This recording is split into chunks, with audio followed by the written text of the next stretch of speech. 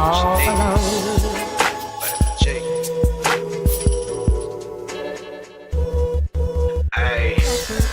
You rockin' with beats, discussing the heat in the streets. Take over the west and the east. I got what you need, a dose of this vitamin G.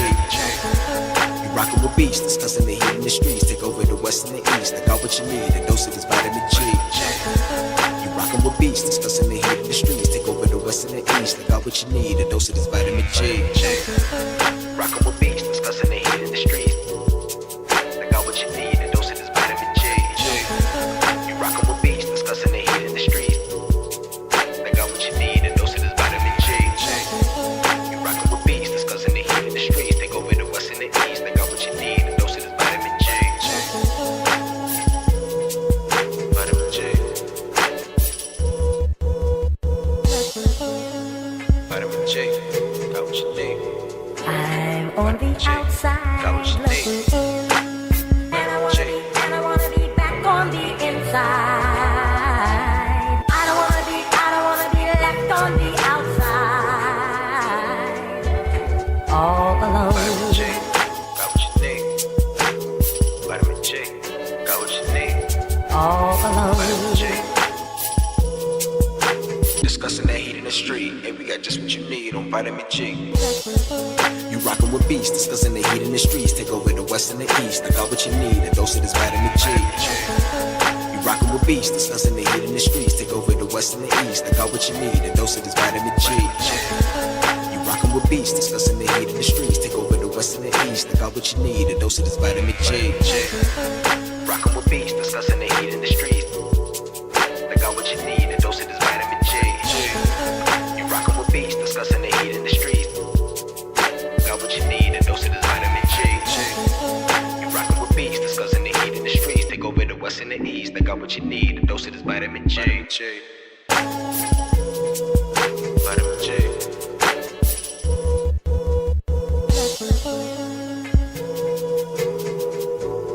I'm on the outside looking in, and I wanna be back on the inside. I don't wanna be left on the outside, all alone.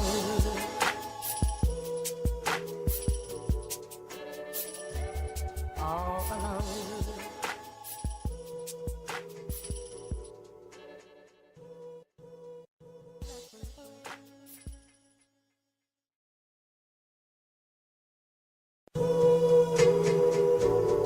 I'm on the outside looking in, and I wanna be back on the inside.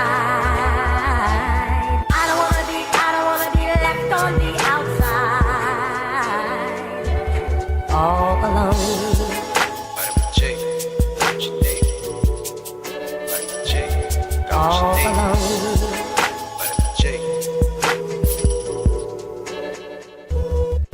Hey. You rockin' with beats, discussing the heat in the streets. Take over the west and the east. I got what you need, a dose of this vitamin G. You rockin' with beats, discussing the heat in the streets. Take over the west and the east. I got what you need, a dose of this vitamin G.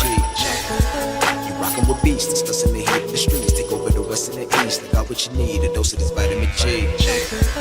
Rockin' with beats, discussing the heat in the streets. I got what you need, a dose of this vitamin G.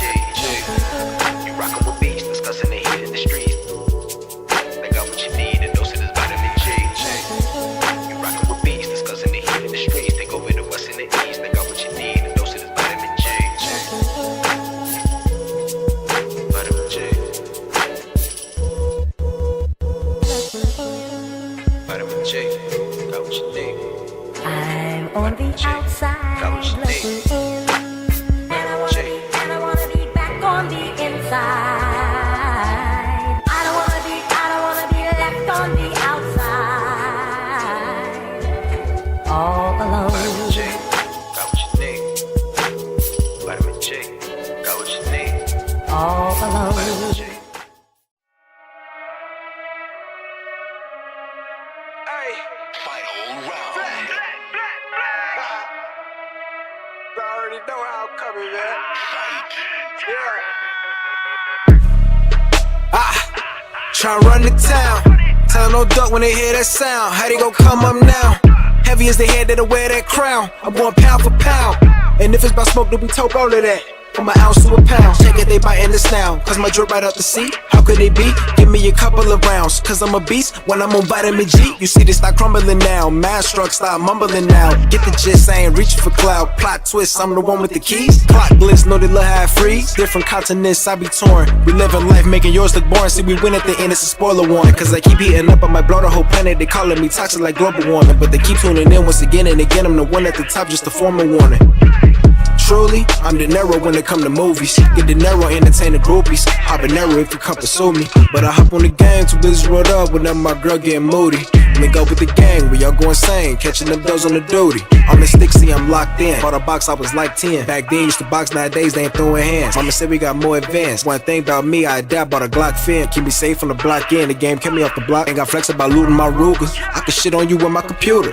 See my graphics card costs more than your damn job can afford to pay you. And my monitor, big as hell, detail, so I can see when I spray you. Then reload the clip and record the clip. It's go all say to that SSD. Know a whole lot of trill game heads like me wanna see tuned into that VGP.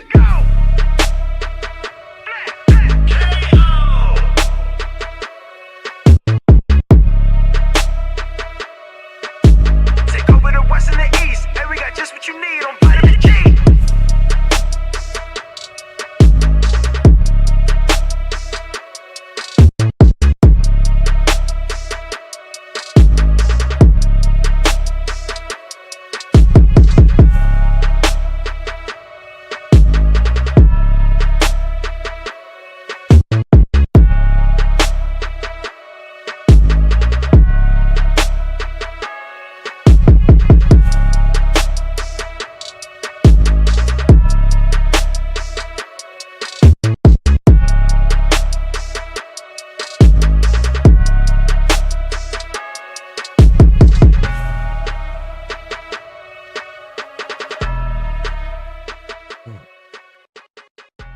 Oh, just in the nick of time.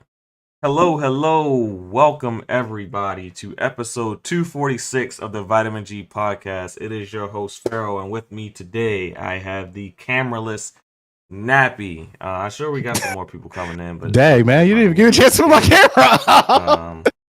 You know how it is, summer. Oh, but it's like I'm having audio issues. Let me fix that. Yeah. Stream just can't kick off. Just perfect. What's going on, Yobi? Let's shout out one of our loyal guests. Loyal viewers. Oh, that's what's wrong. All right, let me fix it.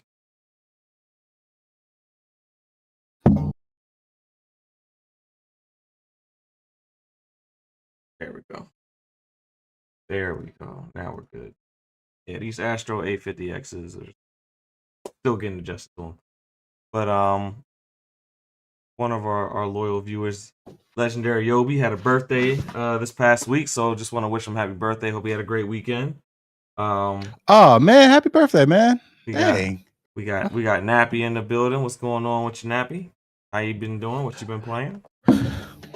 Hey, how's it going? So, yeah, I'm sorry, I was kind of a little bit late setting up. Just got in the house literally like 10 minutes ago. So, that's like, yeah, heck, yeah.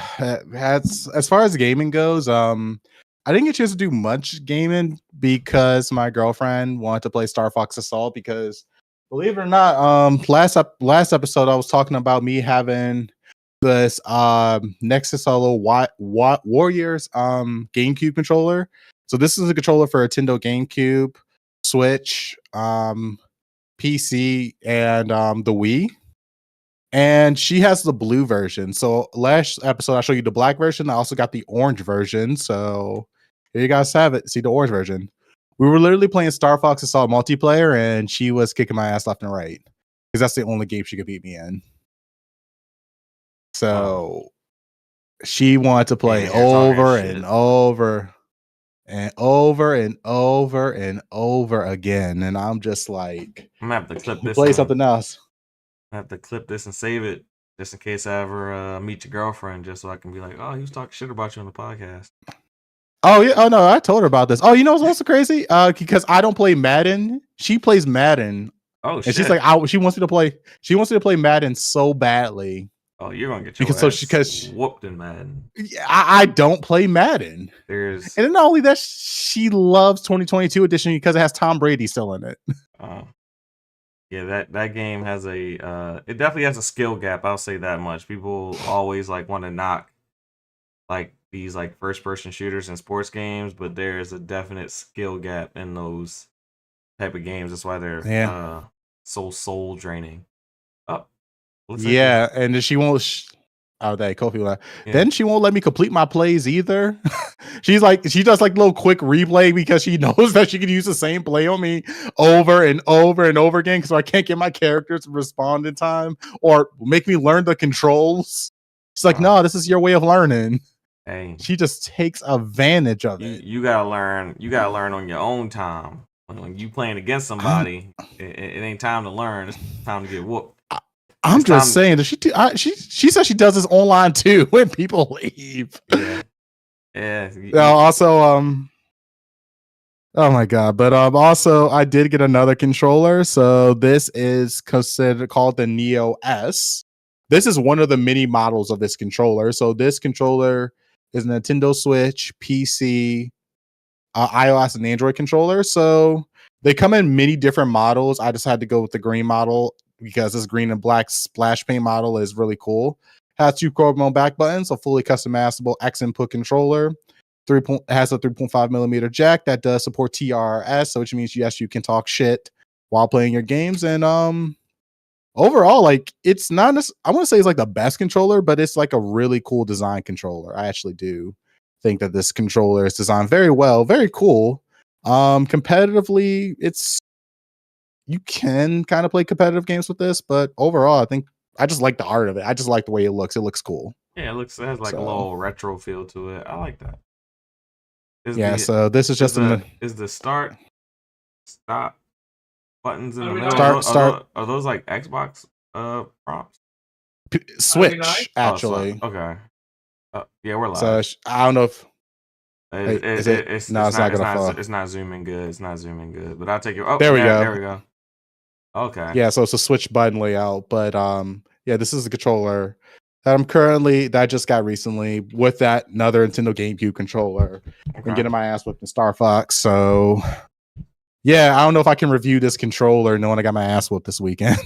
But yeah, other than that, everything else has been good. I don't want to take up too much of y'all time for intros, so oh, no, you're good. Let you guys speak. All right, we're gonna swing this over to Kofi. Kofi, how you been? What you been playing?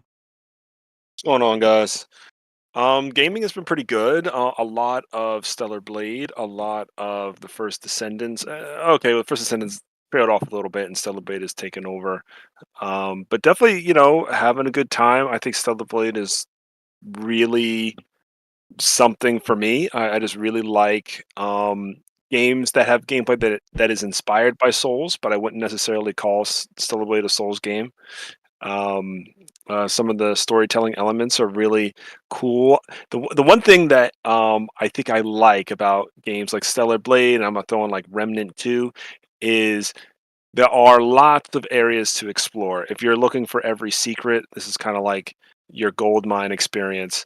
Sometimes one room might have 3 different secrets, and you really just miss one because either you don't have all the equipment or you're not, paying as much attention as you should be. So I love the rewarding experience for doing that, and not much else than those two. I've been playing a little bit of Tunic. Okay. I got to give a big shout out to Tunic. I'm playing that, and my sons are just watching, and they love how cute the character looks, but are startled by how devastating enemies can be. Yes. So that's pretty entertaining. And Yeah, Shout out to Tunic. Great game. yeah, Tunic's really cool. I'm like at the part where we had a pretty long session. Like I just got my shield, and then we were going. I forget we were going somewhere on the main body of the map, somewhere on the west side. I can't remember what was next. Oh yeah, we were going through like a dark area and got the lantern. That's what it was. We just got the lantern, so it was pretty cool. all right, and shout out to Tunic, and shameless plug. Our panel member who is not here, Jubei, did a wonderful review of the game Tunic. So if you have yet to play it but need a review to decide whether or not you want to jump into it, check out Jubei Sensei's channel. He has it right on there. It's actually really well done. He should probably do a couple more reviews if he's going to keep up that level of quality. That's it. Let's swing on down to Omar. How you been? What you been playing? Oh, going what? Yeah, sorry about that. I'm back. So, what have I been playing? Rita quite a lot. I went through a phase this week, or last week, basically. Fact, my brother started a new channel, Twitch channel, for Destiny. He was playing Destiny, so I played a little bit with him. Dude, I never hated Destiny in my life when I played it right now. The way it changed from how original Destiny used to be is abysmal. The UI felt clunky, the option menu felt clunky, everything felt clunky about Destiny 2. Storytelling was removed, stories was removed, condensed. It was atrocious. Besides that, I beat Stellar Blade, holy fuck. I say so because the ending boss, one was manageable, the other one was so difficult. I'm not gonna spoil it, don't worry, Kofi. But I highly recommend Stellar Blade. Great game. As of right now, I'm playing a game called Bow. It's a Metroidvania game, and as a huge Metroidvania fan, I'm loving the game. The game called Bow Path of the Teal Lotus, and it's on PlayStation. It's on Xbox. I'm not sure if it's on Xbox. It's on PC. It's on Nintendo, and yeah, maybe it's everywhere. What makes this Metroidvania so fun for me is boss battles are platformers. It's not just hack and slash and call it a day. Nah, you gotta avoid skills. You gotta 80% of the game you're literally in the air doing air combat. The game actually incites you to do air combat because it builds up your energy meter. And yeah, it's a great Metrovania. That The one has a only brighter aesthetic, right? sorry, That one has a brighter aesthetic, right? The visuals, I yeah, think I seen it advertised. it's actually hand drawn. It's a Japanese game. Like you have I yokai, didn't know that. you have everything Japanese. Like you recognize yokai. You even have Naruto. Which is the fun irony. It's literally a ramen shop. So I'm pretty sure that's a nudge to Naruto, the manga. Which again, great thing. But besides that, I played a little bit, and I genuinely mean a little bit of Remnant 2. I I arrived at the town, my heart area. That's what I did. From what I played, Yo, yeah, I didn't Wait, play much. we That's have what to my team up in the brother. new area. Yeah, that's what my uh, brother told me. You two that. Uh, play yes, Destiny with me. But I have what not I played the newest DLC, so no, this is just me at the beginning of the game. Literally the yeah. I'm sorry. beginning. Yeah. And the rest of things that I played, I actually beat. And the irony that Jubei is here because he's gonna rant about it. Life is Strange too. Which, actually, I like that one. That was one of my favorite Life is Strange out of all the three of them. That was a tearjerker, dude.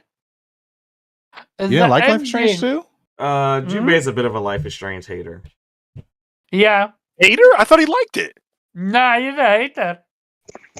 Why'd you I play that? don't think he I hates all stopped of them. liking it when True Colors happened. Yeah, I don't think he hates No, all of that is them. three. I don't like Okay, three. I knew there was I one of don't them. know what I am happened with True anti Colors, Life so is I'm Strange gonna ever focus. since True Colors.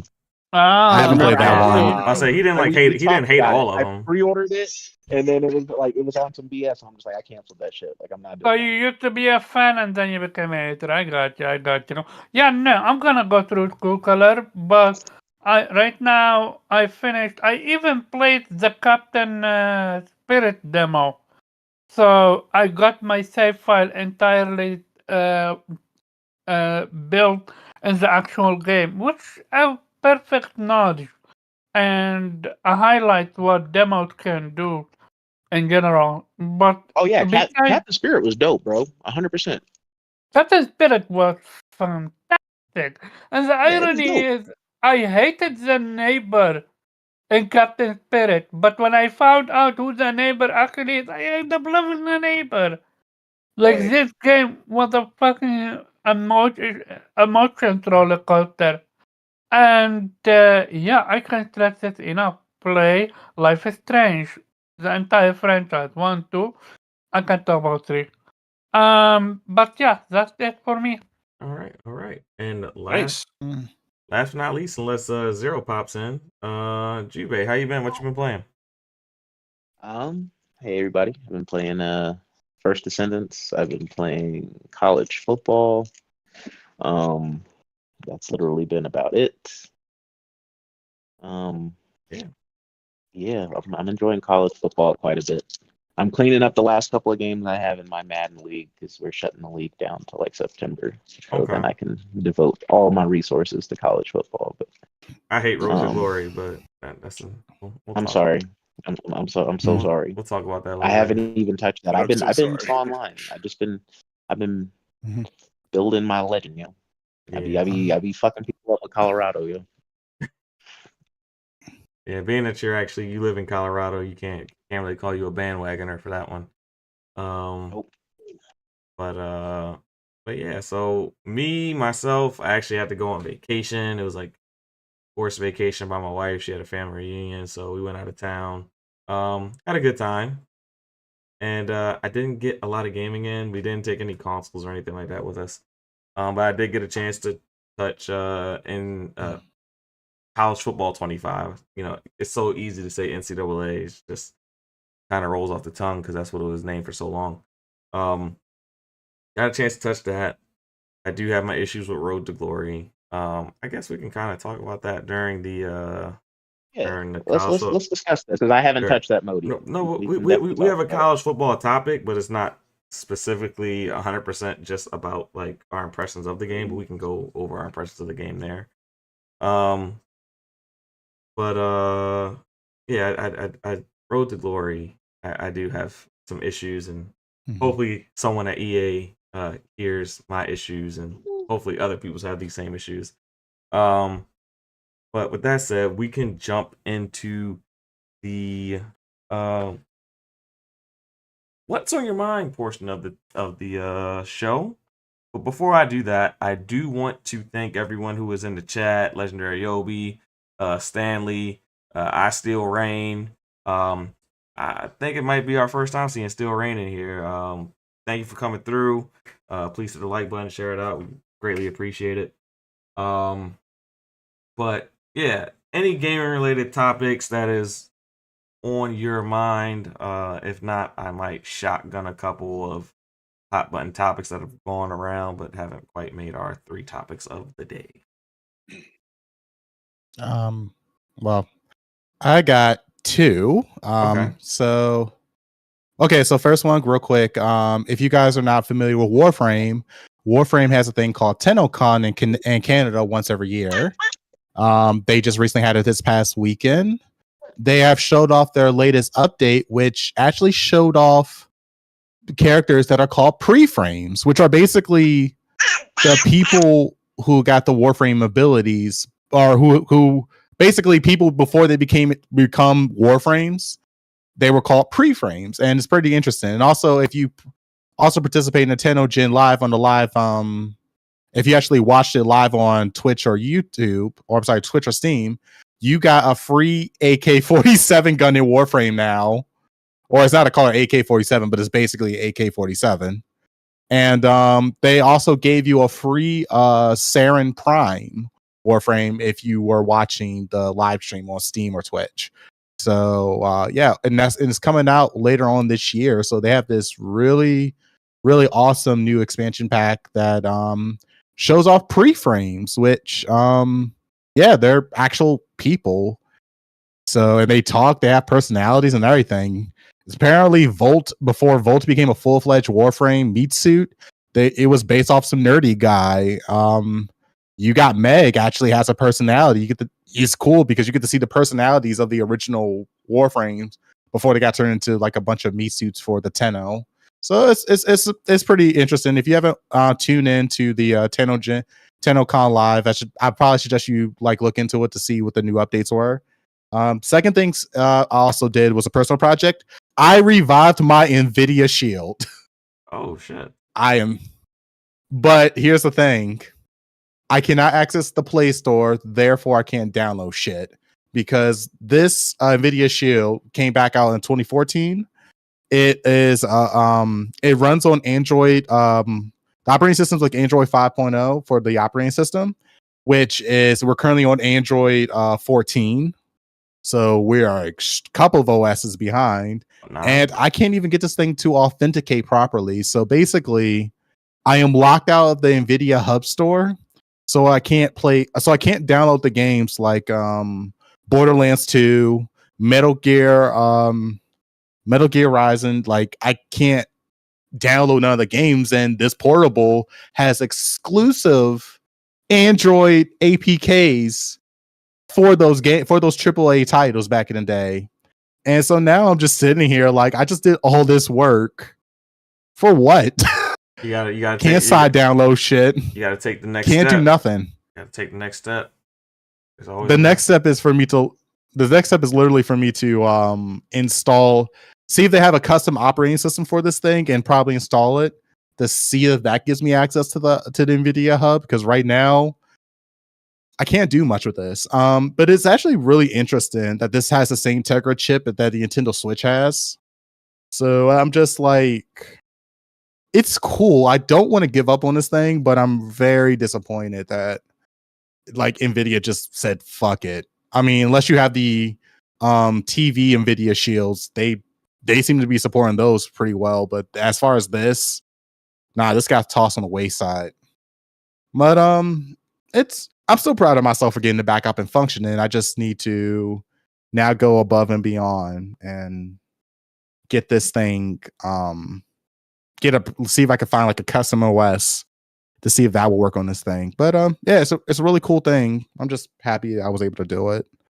So that's pretty much all I got. All right. And we have a new panel member who has entered the fray. Zero, how you been? What you been playing, man? Hey guys, long time listener, first time caller. It's great to be That's here. a good- Excellent, man. What have I been playing? Concord, which is an interesting little game. Okay. I honestly couldn't tell you if this game had a feature or not. I didn't hate it. It's got a lot going on with it. I did have like the game mode, the shooting is fun, and the characters are very well designed. I think they're pretty cool. So I'm enjoying it. I finished Elden Ring. Okay. So I am now the Elden Congrats. Lord, off to the DLC. Congratulations. Thank you. It only took me, when did Elden Ring come out? Last year, like last March of 2022. Yeah, I say like Oh, last so- February, last March, something like that. Yeah. So it only took me about a year and a half, almost 2 years to get through it. But I'm good. And I think that's mostly it. I'm playing Unicorn Overlord. Still making my way through that. I've got to be about 60% of the way through. Yeah, yeah, man, I think that's mostly it. I cannot think of what else I've been playing. Destiny, of course, but that's like more of a constant. So I just yeah, man. finished my rant about Destiny.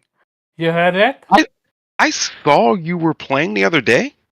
Yeah. I was like, what So Omar doing on yeah, Destiny? yeah. Basically, I joined my brother because he started a new Twitch channel, and he wanted me to play Destiny 2. And a question: as a long-time Destiny player, did they overhaul Destiny from what it was previously used?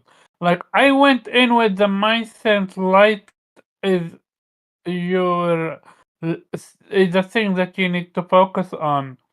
But apparently Guardian level is the new thing that you focus on and not light. It's yes and no. What they did was they made light level easily obtainable by adding other things, and your guardian level is one of them. But your guardian level really Mhm. mostly will correspond to your light level anyway. Because in order to get higher guardian levels, you have to do very specific things.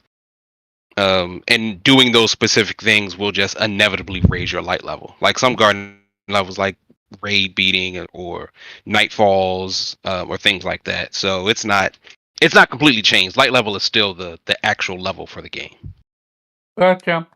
But yeah, it was genuinely a difficult thing to get used to because how I came from Destiny 2, and this felt like a total different Destiny.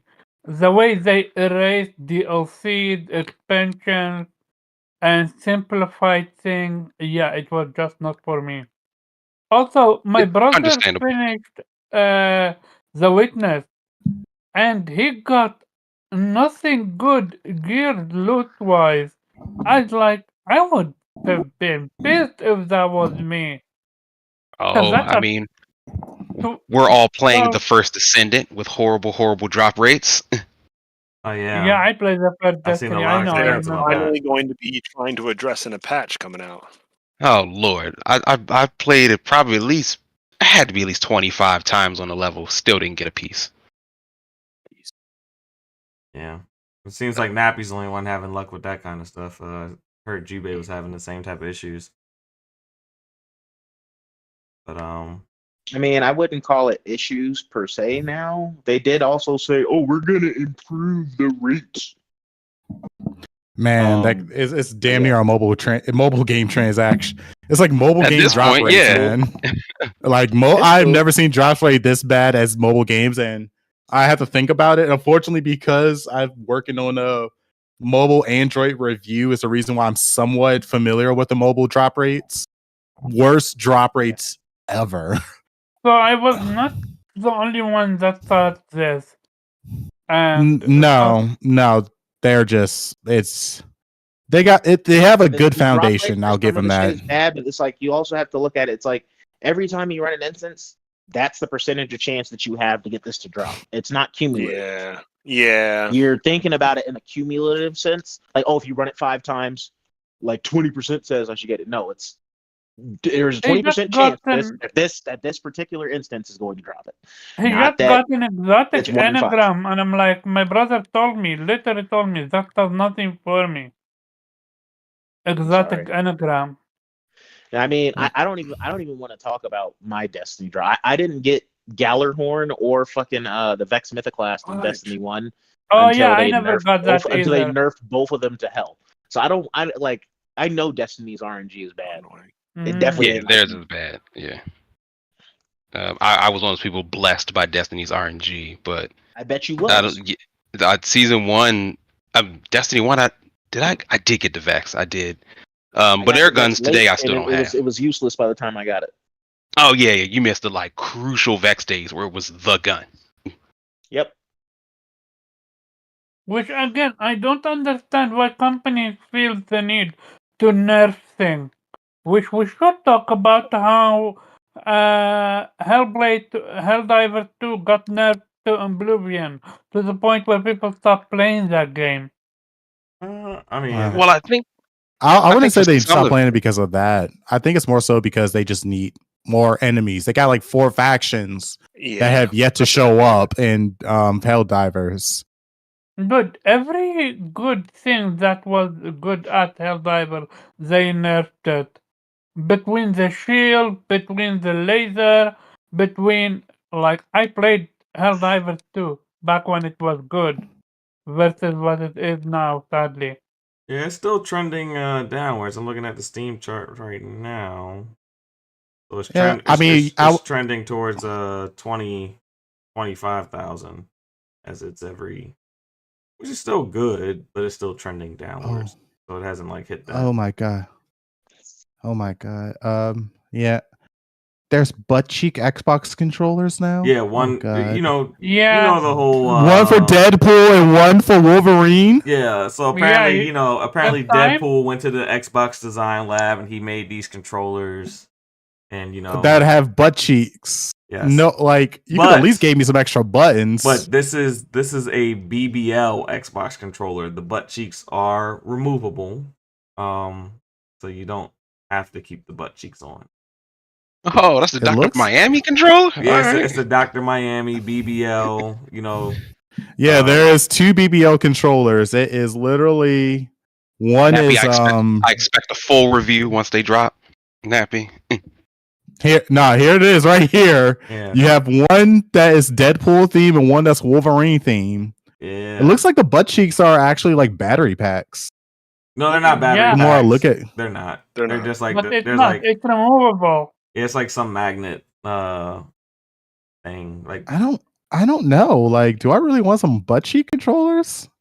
Hey, I'm that's curious. A lot of controllers, my guy. You got a lot of controller. Why got a not lot the butt cheek controller? you got a lot of this Don't is run away from this. this is not The this is not where you controller draw is the one line. thing Cross to the line. do. As many I mean, controllers- I'm not saying I'm not drawing the line. I'm just saying, like, No, how do you I draw the review line. this? controllers with all them controllers you got. I mean you just control like Which you you want. just kind of Like, do I rub the cheek with my middle finger, 2 fingers? Like, Nah, They- you don't rub the cheek at all, bro. they might provide good rest spots for your fingers when you're not using I'm gonna say, is it triggers, I guess I'll say, I don't I'll tell you know. what, I'll get one. I will get one. I You don't get think, an Xbox that comes with it? yeah, I don't God. I think, mean, I don't one think for it's for you and one sale. for your girlfriend. That's how it should be. yeah, I don't think it's quite for Well- sale, but yeah, it's interesting. Really? Yeah, I want it. butt cheek controllers. Ends August 11th. You can Oh. get a console with 2 cheek controllers. Interesting. Yeah, I don't think they're for sale. They should the thing is Xbox makes like all this like great custom stuff and it's never for sale out on the market. And though it's not one of our main topics, with Xbox coming out and saying that, Microsoft does not give them vast marketing budgets. Making stuff like this but not making it available for sale like just doesn't make sense to me, because like this is like easy marketing. Like people would buy these dumbass controllers, and Xbox is their worst enemies, sadly, when it comes Oh. to marketing. I don't think Xbox Yeah, is their worst marketing. They just have a bigger boss that allocates their marketing budget, and they, I mean, Microsoft is interesting, but Microsoft. the fact that they allow this to happen, but they don't have a sales page yet. Like, I don't even know if I could buy the controller separately, or do I have to buy a whole console with a controller? So no, I'm it's trying to not. figure that I don't out. think it's for sale at all. I don't think it is. If it is, let me know. It said it was for sale. Where is it? I don't think the console's for sale. There's a sweepstakes to Cheeky get. controls. Oh, in theater, it's just a theme for our theaters, huh? Yeah, like because they've done like an win X-Men a one. They've done like a SpongeBob. Like they've done quite a few like different custom. Oh yeah, so I got to consoles. enter for a chance to win. I'll tell you guys Only- what I'll enter. If I win, I'll do a review of the controller and the whole butt, and I'll keep the your butt cheeks on channel it will all time. skyrocket. Yes, it probably will. It probably would. Sorry, doing really decent as well. Got some more people coming on daily, but yeah, just interesting. That was interesting to see butt cheek controllers. Yeah. Who would have thought? So, Actually, apparently it's today. We probably missed out our thing. I was looking at it. So the first 1,000 fans to buy the the Elite Wireless Series 2 will get the controller. Oh, It's a holder. No, never mind. It's a different controller holder. Never mind. I take it back. Nappy was right. It's just a contest to enter, yeah. and it seems only one person will get it. Yeah, I did the thing for the contest to win it, but I never win those things. So maybe never, man. Maybe I just reverse jinx myself. You never know. With that said, anything else gaming related that this panel has on their mind that is not one of our hot button topics? We had really quick. I'll bring up about the First Descendants. Some of the people in the community have been. I don't know if Nappy or if anybody else has been paying as close attention. I haven't in like the last few days, but some of the details of updates are they want to address the complaints about the bad drop rates and all the farming, like you guys were mentioning, for both that and Destiny 2, and that at the beginning of next month we're going to get a new descendant. The descendant's name is Luna, but I have not seen any pictures or I don't know any features of what this new descendant will do. She's just gonna be but there's hot. also well, yeah, we know that. We definitely need more buns. I mean, trust me, they gonna make sure the character's hot. Like they said, all the microtransactions they sold on the women, ain't no way they're gonna fuck this up. They said, oh, they love Bunny. They love Bunny. I need a Meg the Stallion skin. A Meg the Stallion. Damn. The last more likely cool thing to get is that on COD. Yeah, that's true. That's fine. What was I going to say? So the new update coming, so it seems like every 2 weeks they're going to release something significant. But in August, I forget most of the details, but there's a lot of stuff they're changing. I know that they just added like partying up for hard mode. There's forgive me, but there's some big stuff coming, so I'm very curious how fans will react, how the numbers will react. I just heard about the overhaul. I mean, they're going to overhaul the drop rates. They also they took the whole thing with that one Bungie employee claiming that they stole all their icons. They're taking that seriously, so they're going to update all the icons to make sure that they can't get sued. And yeah, I mean, like I said, they have a solid foundation. They're just greedy as fuck. That's the problem.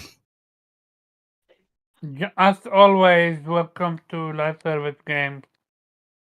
Yeah, but this is on a mobile gaming level. We're console gamers. Hey, you give them an inch, they take a mile. Mr. I always Mr. said PC. that. Yeah, I mean, okay, I'm sorry. PC, console, we all play together at the end of the day. And yes, I am also a mobile gamer, but still, like, that's why I'm able to identify, like, bro, I grind for like Prime Warframes back in the day, and it wasn't even half as bad as this. Sadly, the industry never learned from itself, and they keep making the mistake that other companies have made, and they never learn from it, and that's the biggest issue. Are they making a mistake if people are still playing and buying the stuff? Yeah, people are still playing and buying. Like one thing that this developer learned from their mobile market is that give them waifus, they will pay. Yeah. Give them waifus, people will pay for it. Right. The gameplay, and that's exactly what they did. Yeah. I'm people. People is me. People is me. He said, I want my bunny waifu $50. They also lowered the requirements for doing her evolving skin, which I am like so fucking grateful for. That shit was not gonna work. I do think we are starting to see a lot more men liking to play with female characters that are appealing. It's abundance. Attractive female. The discourse around Concord would definitely show like no, they got to look a certain way. Yeah, but dudes would rather play with an attractive female than to play with a badass guy. It seems to be the growing trend. Yeah, because we've outgrown this badass guy phase, bro. Yeah. I mean, I still like to play as Master Chief. Solid protagonist, can able to struggle through everything. Okay, so if Halo and First Sin had a crossover, and you got Bunny and Oh my god, Halo, are you playing with Master Chief or are you playing with Bunny? Oh, I'm playing Bunny, bro. I need them buns. I mean, that's why her name is Bunny. oh my god, I'm trying to figure out that Spartan. No, they won't even be Spartan 4s. They will be like their own separate type of Spartans. They'll be like Spartan 4.5s, just straight like exposed armor and everything. Yeah, you can meet him halfway because the Spartan who was in Dead or Alive is a girl, Lisa. That's You true. just adjust the Spartan armor to make it the Bunny armor to expose the cheeks. I mean, I know it's not happening, but I just, had to put it out there. I mean, exposing Sweet Baby Ink, we need to be exposing the cheeks. Oh god! I gotta give a shout out to Korean developers because it's nice to see. I mean, even Liza P, which has the badass character, I guess, like generic builder character, but also we've seen like Vindictus.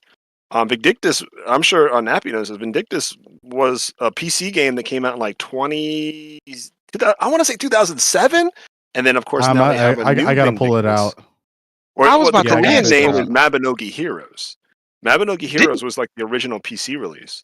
But now they have like a sequel to Vindictus, and of course they're now part of the narrative. Like, Korean games, they got the sexy buns, and we got to rep them. But they've always done this. They've had the same energy. Yeah. It's kind of it's been working on the. It seems like Korea is the only country that has not got on the wave of we need these generic looking characters that aren't visually appealing, so that we don't. They say feelings. Fuck.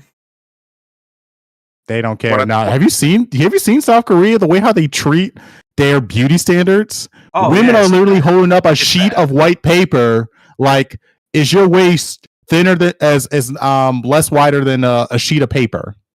Dang. It is insane. You go up to 10% body fat. I'm sorry, for like 10% body fat, they will consider you a little chunky. Okay. And I'm like, 10% body fat?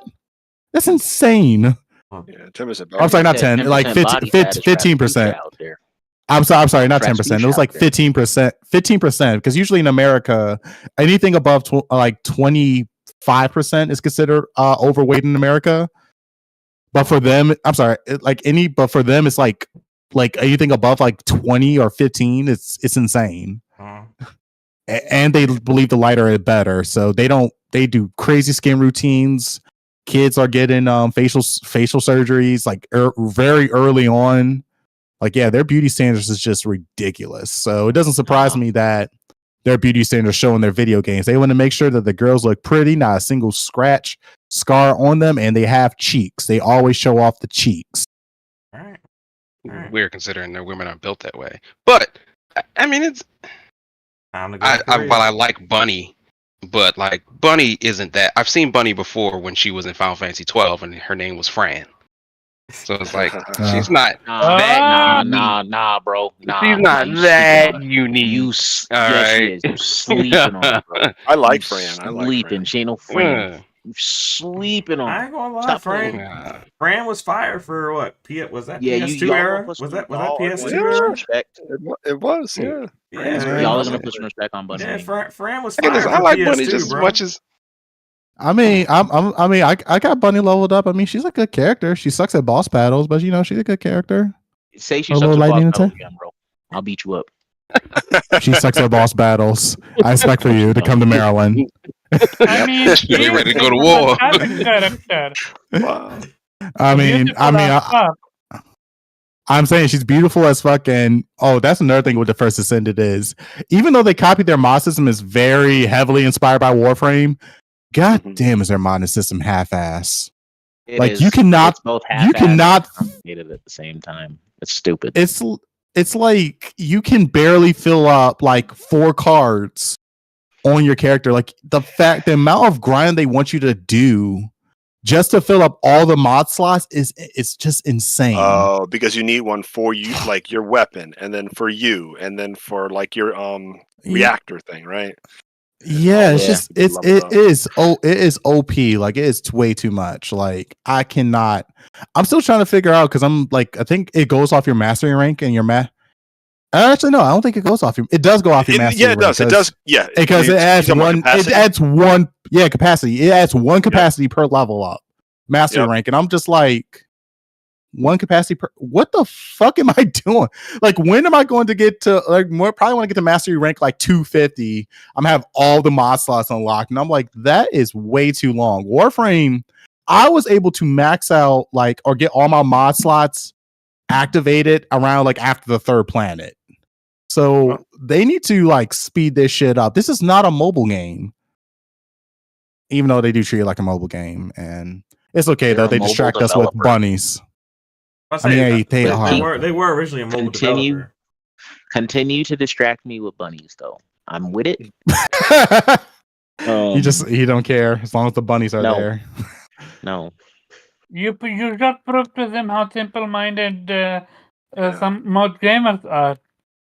Yeah. I'm a level 40 Glay, and I love Mommy Glay, so you know. Glay actually, I'm working on getting her. Yeah, I'm with her vampire abilities. She's a little interesting. Yeah, but of the panel, Yobi, I think 4 of us are in Maryland, and we got 1 Colorado, 1 in the Netherlands. So we're all over. Yep. But yeah, I mean, my daddy live out in Maryland, so there's that. Oh, okay. If I ever decide to go visit him, I'll hit y'all up. But good. Nice. Yeah, we can definitely go out for bars. I can show you a good time. And Baltimore City actually got a lot of cool stuff to do. Even though a lot of people claim that it's like dangerous, they have a lot of nerd events. Like I had a nerd bar event. Jubei lived out here for a while. He's familiar with. I did. I went to Howard. I was out there for a hot minute. Yeah. Oh, that's I know you went to Howard. Yeah. Oh, cool. So, with that said, we could jump into our second topic of the day. Let me just throw down the timestamp. Let's see. And before I do that, I just want to invite everyone to like and share this out. If you are new here, please hit that subscribe button. And we will dive into topic number 1 of the day, which is college football was a mass success on launch. So much so. Why is it's like this? I don't know. I'll have to fix that later. But so much so that I think they said 2.2 million people purchased either the $100 edition, the MVP edition, or got a EA Access subscription to play it before it actually launched. But not only that, it appears that College Football 25 was a massive system seller this week. So much so that the Xbox Series S in particular had its highest sales since the system launch. So in the US at least, because I don't think college football has much appeal outside of the US. Maybe a little bit in Canada and in Mexico, maybe. But I wouldn't expect it to have much of a reach outside of that. But with that said, before we go into the sales dynamic and kind of leaving past gen behind and kind of getting more current gen only games, I'm gonna throw it over to Jubei since he's one of the people who partook this week in the college football craze. What was your impressions of the game so far, and what modes have you played? I've only played Road to CFC. Oh, you played the college football playoff mode on online head to head, which is that's all it is. It's online head to head. Yeah, really great. That's the only head to head mode that's not local. Outside of MUT or outside of their ultimate team. What would you call it? Like, because it's ultimate CF team. MUT? Yeah. or yeah. CFUT. I don't know. They just Whatever call the fuck. it. I think they still call it MUT. It shouldn't because it's not Madden. I don't I want know. Madden. I know, but I think Like they still call it all I that. know is Madden 25 better be out here slapping. It's the same game, Because except Madden is going to be a little bit slower as far as the pacing, because they aim to be a little bit more that realistic. deep ball can be deadly in this game for sure. Okay. I love it. I mean, I haven't touched NCAA since 14. So 11 years. Yep. That's ridiculous. Like, why? I stole Can I that from ask my why job was when I it worked at fucking GameStop. Like, no cap. why was it missing for so long? Because Because there was some litigation that took place, and it just like the name, image, likeness issue has been going on since those 11 years ago. So basically, once name, image, likeness became like a thing, and it was being like litigated, the NCAA stopped their ability to make sports games because they didn't want to have to like back pay athletes. Yep. Once college kids started getting paid with like mill deals and stuff. Well, they didn't start getting paid yet, but once it started looking like a possibility, NCAA shut it all down. It was like, we can't do this, Yeah. because we don't want to have to retroactively pay all these kids. Yep. Paid them in the first place, it wouldn't have been a problem. But anyway, that's fine. That's fine. Yeah. So Jube, just since you've played it, can I ask, like, I don't play Madden, but I can play football games. I get them. Yeah. Is the story mode anyway similar or as interesting as MLB The Show? I haven't touched the story mode, so I can't I speak have. on it. Okay. I've I have literally touched been it. cutting my teeth against real people. So Yeah, because I would never play real people, but I really like the story mode in MLB The Show, so I would get it just off the strength of that if it had a solid sort of college career mode. Like, They I've been do have seeing a a- lot of like Instagram and TikTok things about, you have an in-game girlfriend, and like they be hitting your phone up to go to parties. It's like reached a larger sphere because of stuff like that. So that's kind of interesting and fun. Real RPG, if you will. So, I've exclusively played Road to Glory, which is the story mode that you're referencing, and it's not very in depth. Like all of your interactions take place through your cell phone. So, like, you'll get a text message asking, "Do you want to go to a party?" And then you can say yes or no, and then like maybe like a couple weeks later, you'll get I noticed that your coach knew that you went to the party, and you'll lose like the coach's trust because of that. You'll get like something from like your advisor or your coaches or your coordinator or your teammates, but it's like maybe you'll get one of those interactions like once every couple weeks. So it's not a very in-depth story mode. Just enough to kind of, get you from week to week, I guess. Get you from the next game to the next game. Yeah. So, and I've exclusively played Road to Glory. I do have my issues with Road to Glory. I created a quarterback. And so when you start off as the quarterback, which is understandable as a freshman, you run the exact play that the coach gives you. Like there's no leeway. No audibles, nothing. Yeah, no leeway, no nothing. And then as you build up coach trust, you get a little bit more freedom. You can change. I've maxed out coach trust. So once you max out coach trust, you can change the play up to 30 times in the game, which is pretty much half the plays. Because like an average football game is like 65 to 75 plays. So, but the issue that I have is that even when you earn the coach trust and you can choose plays, you just hit the button to choose plays, and you only get 3 plays to choose. So you get the original play that they gave you. If you don't like that, you have 2 other plays you can pick from. And then once you get to the line of scrimmage, even with the coach trust maxed out, you are not allowed to audible or check out of a bad play. So like if you go to the line of scrimmage and the defense is in the perfect defense to stop what you're about to do, you can't do anything to change it. If it's a pass play, you can kind of, you can change the routes, you can change the protection. If it's play action, some of the play actions you're not allowed to change the protection. The protection is set, so you just got to run the play and like get rid of the ball as fast as you can. And I don't really care for that because I feel like if you have all of the coaches' trust, you should have a little bit more freedom. The only time that you can get over the fact that you can't audible is when you know huddle. When you know huddle, you can go through all the formations and pick the 4 plays for the 4 audibles for each formation. But you can't go to the line of scrimmage, see that you're in a bad play, and get out of it. And then like the first year you just run the ball like crazy. I'm in year 2 and I get a lot more leeway, but even so, like my coach is dumb as shit. Like we'll be at the line of scrimmage on 3rd and inches and he'll give me 3 pass plays.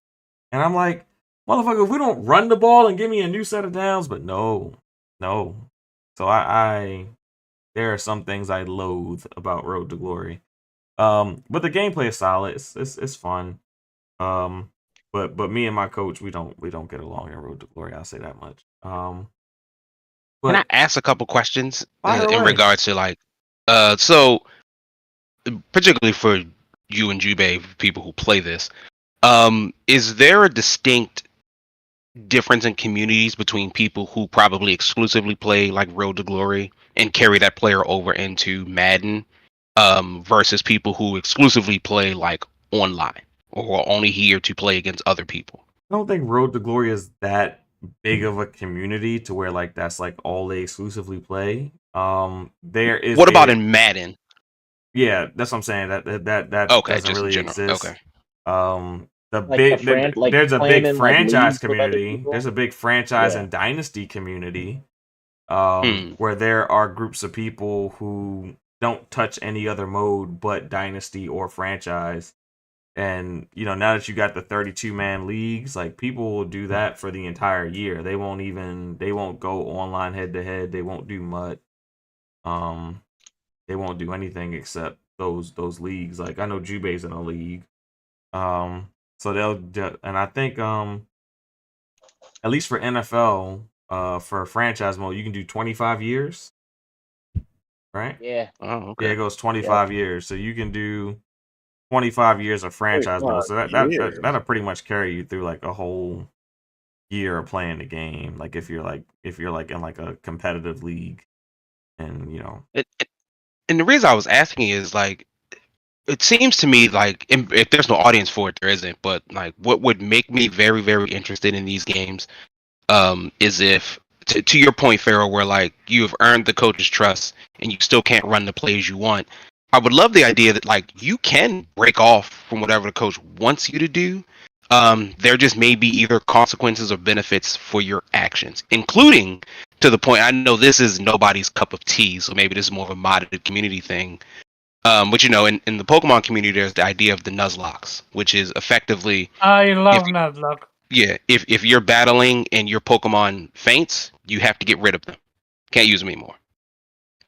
So this idea to me of this like hard mode football game where there are far more AI interactions about like you can go to this party, or random players might not like you because maybe you're the new superstar and you're replacing them, or you don't listen to the coach and the coach is a hard ass, so he's like, you're cut from the team. And now you're on free agency, and if you don't get signed, and you're out of the league. I know that's not crazy fun because it effectively ends the game right there. But it seems to me that really should be the next space where a majority of these sports games are going, where your interactions with that side of the game feel more dynamic and more enhanced and more interesting. And I'm asking you guys, is like, is that even a selling point for anybody, or is that like no one cares? We're just sort of hopping online and doing this. I think people would love stuff like that, but the issue is what you're speaking to is more for Madden than college football. But True, yeah. But the issue that you run into there is that the NFL is very particular about their product. and they don't You and they can't don't make players be bad guys. yeah, they don't want anything to be Yeah. shown in a negative light. So a lot of great features that were in Madden got taken out by the NFL. And like then the fans like are requesting it back, and like we've slowly gotten some things back. Like they got rid of like Team Creator, for instance, because they didn't want like, you know, people playing in NFL stadiums with non-authentic jerseys, and they took out dynamic crowds. So basically every stadium has to be full in a Madden video game. Whereas in college football, they don't have that restriction. So you'll play in like some stadiums with some sucky teams, and the stadium would be half full. They took out things like helmets popping off from time to time because of player safety. They don't want to show that people get hit so hard the helmets get knocked off. They got rid of blitz and NFL Street because they didn't want to like portray, you know, their product a certain way. So the NFL gets in the way of these games being like as good as they could possibly be. And it's unfortunate. That makes sense. That is really unfortunate, man. I imagine being able to sort of simulate the professional football experience with all of its ups and downs would be very interesting. You know, sometimes you wind up like Aaron Hernandez, sometimes you wind up like Tom Brady, like, and everything that's in between with all of that. Create a Team just seems like an back in interesting Madden thing this to year. do. Yeah. Create a Team is back in Madden this year. Because it's back in NCAA. So basically, the benefit of having NCAA now or college football is that now that you have like two development teams, they swap features. They're the exact same game with just different sliders, basically. NFL plays a little bit slower because they aim to be a little bit more realistic. Only real difference is that college football is going to have a little bit more trick plays. There's going to be wider disparities in ratings between players. So I saw somebody post something like the quarterback for like East Carolina, the backup quarterback, he had a 13 overall rating. Like that will never happen in Madden. You won't have those like disparity in ratings. Like even like the worst quarterback will be like at least like a 69 overall. He'll be close to a 70. So I mean those are kind of like the biggest things. But the main reason I brought this topic up, because I know everyone doesn't relate to college football, but this is one of the first, I guess, quote unquote pillar games now that it's back for the casual gaming community that is current gen only. And as a result, we've seen a lot of people start to shift over to current gen hardware recently. And I just kind of want to get you guys' takes on it. You know, like as a like people like even like in the PC community, some of those people are starting to get consoles because college football is not coming to PC because they don't want y'all modding it and putting players in that opted out and stuff like that. Hey, screw you, man. Hey, screw them. Because I would have got it on PC. But yeah, so it's forcing a lot of people to upgrade or not, in some cases just change their hardware over so that they can have access to a title like this. And I think this is the first big game that has caused that that, you know, was like annualized or just a big game. And I think the next one will be Grand Theft Auto 6 because Call of Duty isn't doing it. So how are you guys feeling about you know, more people just switching over to next gen hardware and it potentially leading to, you know, more games kind of just saying, you know, we're gonna be current gen only. I mean, exclusive sales, So and next gen is proof of that. so yeah, so I'm gonna go with Nappy. Nappy, what do you think about, you know, the success of college football 2025 and its ability to move people to quote unquote current gen hardware?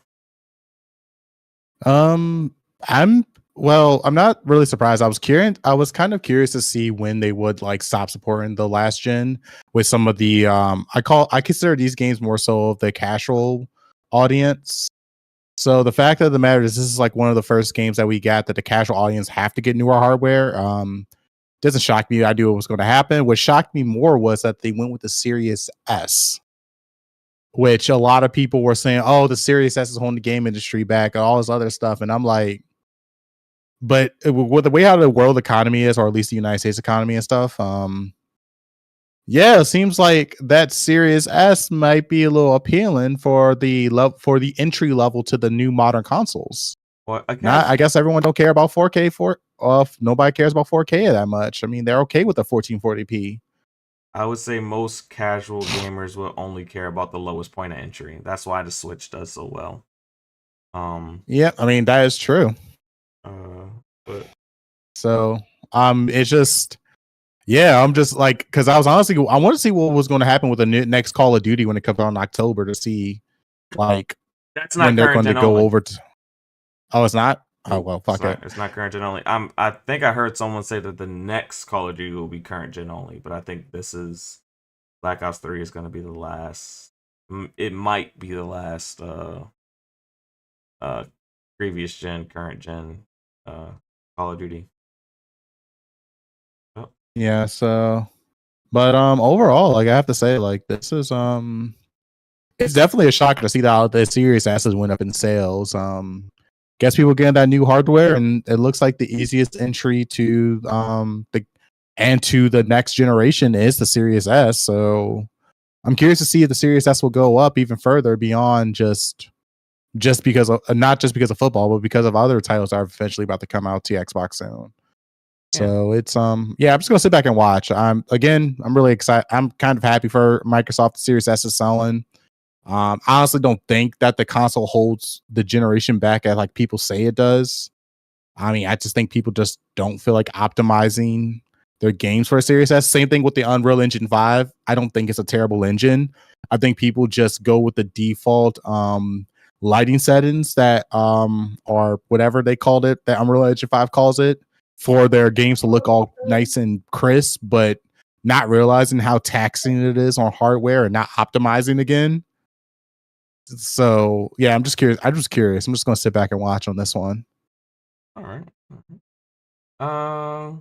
Kofi, what are your thoughts on just a big casual game, just forcing a larger segment of the gaming audience to just move over to next gen or current generation hardware, I should say. No more next gen talk.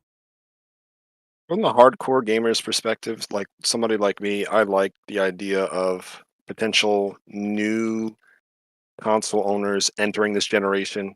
And what I mean by new console owners is kind of like what PS5 was, or what PlayStation was tracking, with a lot of PlayStation 5 owners being like the first time, at least in an online tracked system. So since maybe PS3, so that is definitely encouraging because I feel like they're going to try to appreciate other games, possibly in EA's catalog or within a subscription like Game Pass, or if they're buying, the PS5, the digital edition. They could enjoy some new IPs they've never heard of, or try a different sports game, and that turns into them becoming potentially hardcore gamers. And I love that. I think it's interesting that a lot of the big publishers are a little slower to do a current gen only. I can understand when small devs do it. Like for example, Falcom. Falcom has a game coming out in September, and they're still doing a PS4 version. Yeah, I was gonna ask you. I was You gonna know, follow up with brand that new with code. you. Yeah, Falcom. I have no issue with small publishers saying like, "Hey, like we need to take advantage of everybody who ever bought a PlayStation, everybody who bought an Xbox." Like the Atlas games. But big publishers, I kind of want them to do a little bit of the showmanship. It doesn't have to necessarily be pretty graphics, but it would be nice if it was some sort of gameplay or performance uh, improvement that we were, not capable of doing in the prior gens. So obviously, I don't love football games. There are some sports games I do like. So I won't say like I hate sports games overall, but It's just I think Madden overall. That one isn't necessarily for me, but it's good to see like a community get galvanized by the the returning of a long lost game. Over a decade without a game that was annualized feels like forever. Yeah, for sure. Um, So so as a person who plays a variety of different games and a person that plays a lot of import games in particular, do you feel that other gamers being reluctant to switch over to next generation hardware, and as a result, these developers making games cross generation, have you feel like it's limited some of the experiences of some of the games that you played? Like, are there particular titles that you wish were next gen only that you played recently? that's a really tough one. Some of the games I played, um, technically were held back because they released on PS4. Back in 2021, just to give an example, Falcom released what just came out in America, Trails Through Daybreak, right? Mhm. Great game. I love it.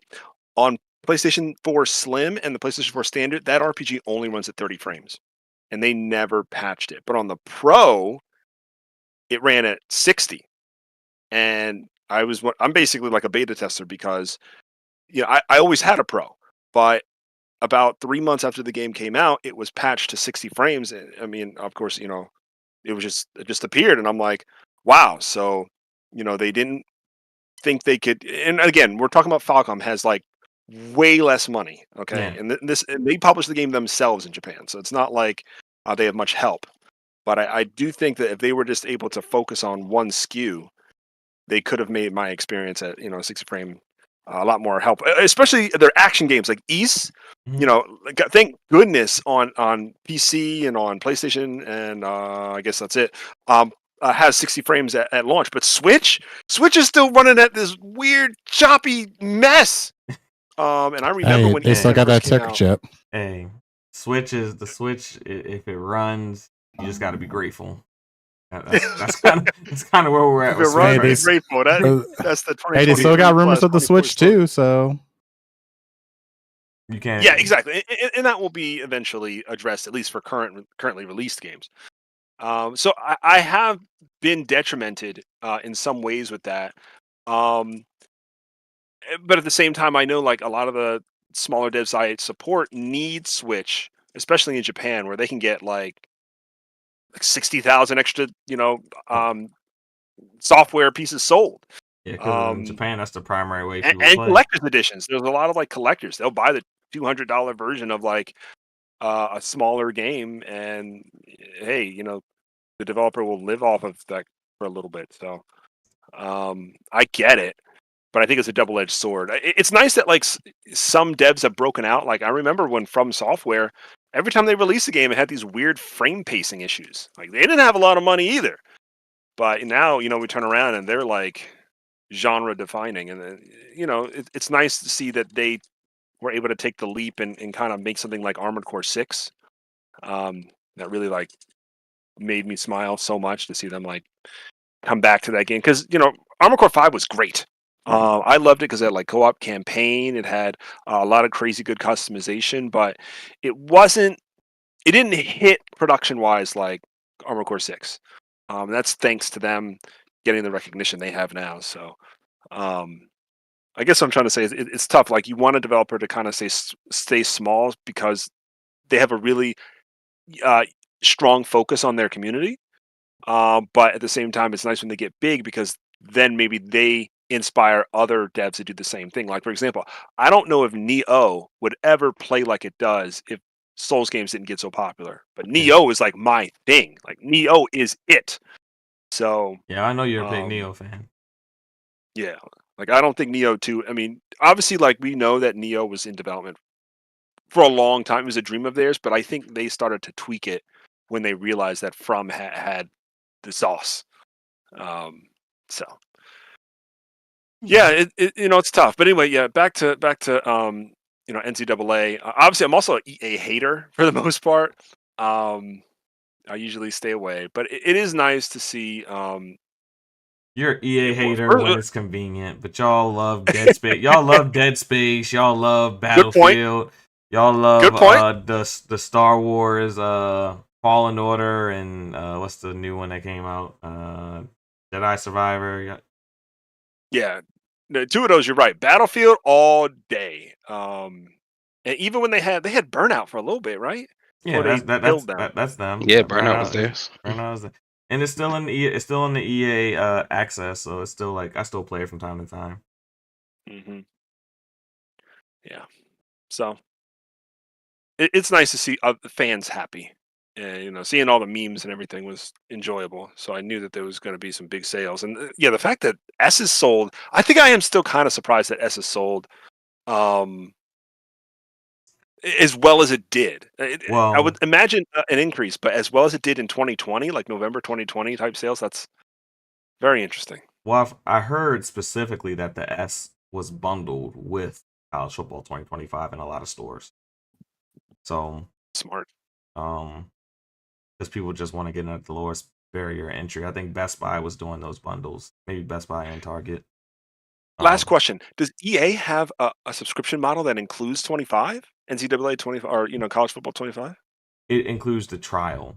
So for Oh, the sports games, what they do is they don't put them in the service until the season's like basically over.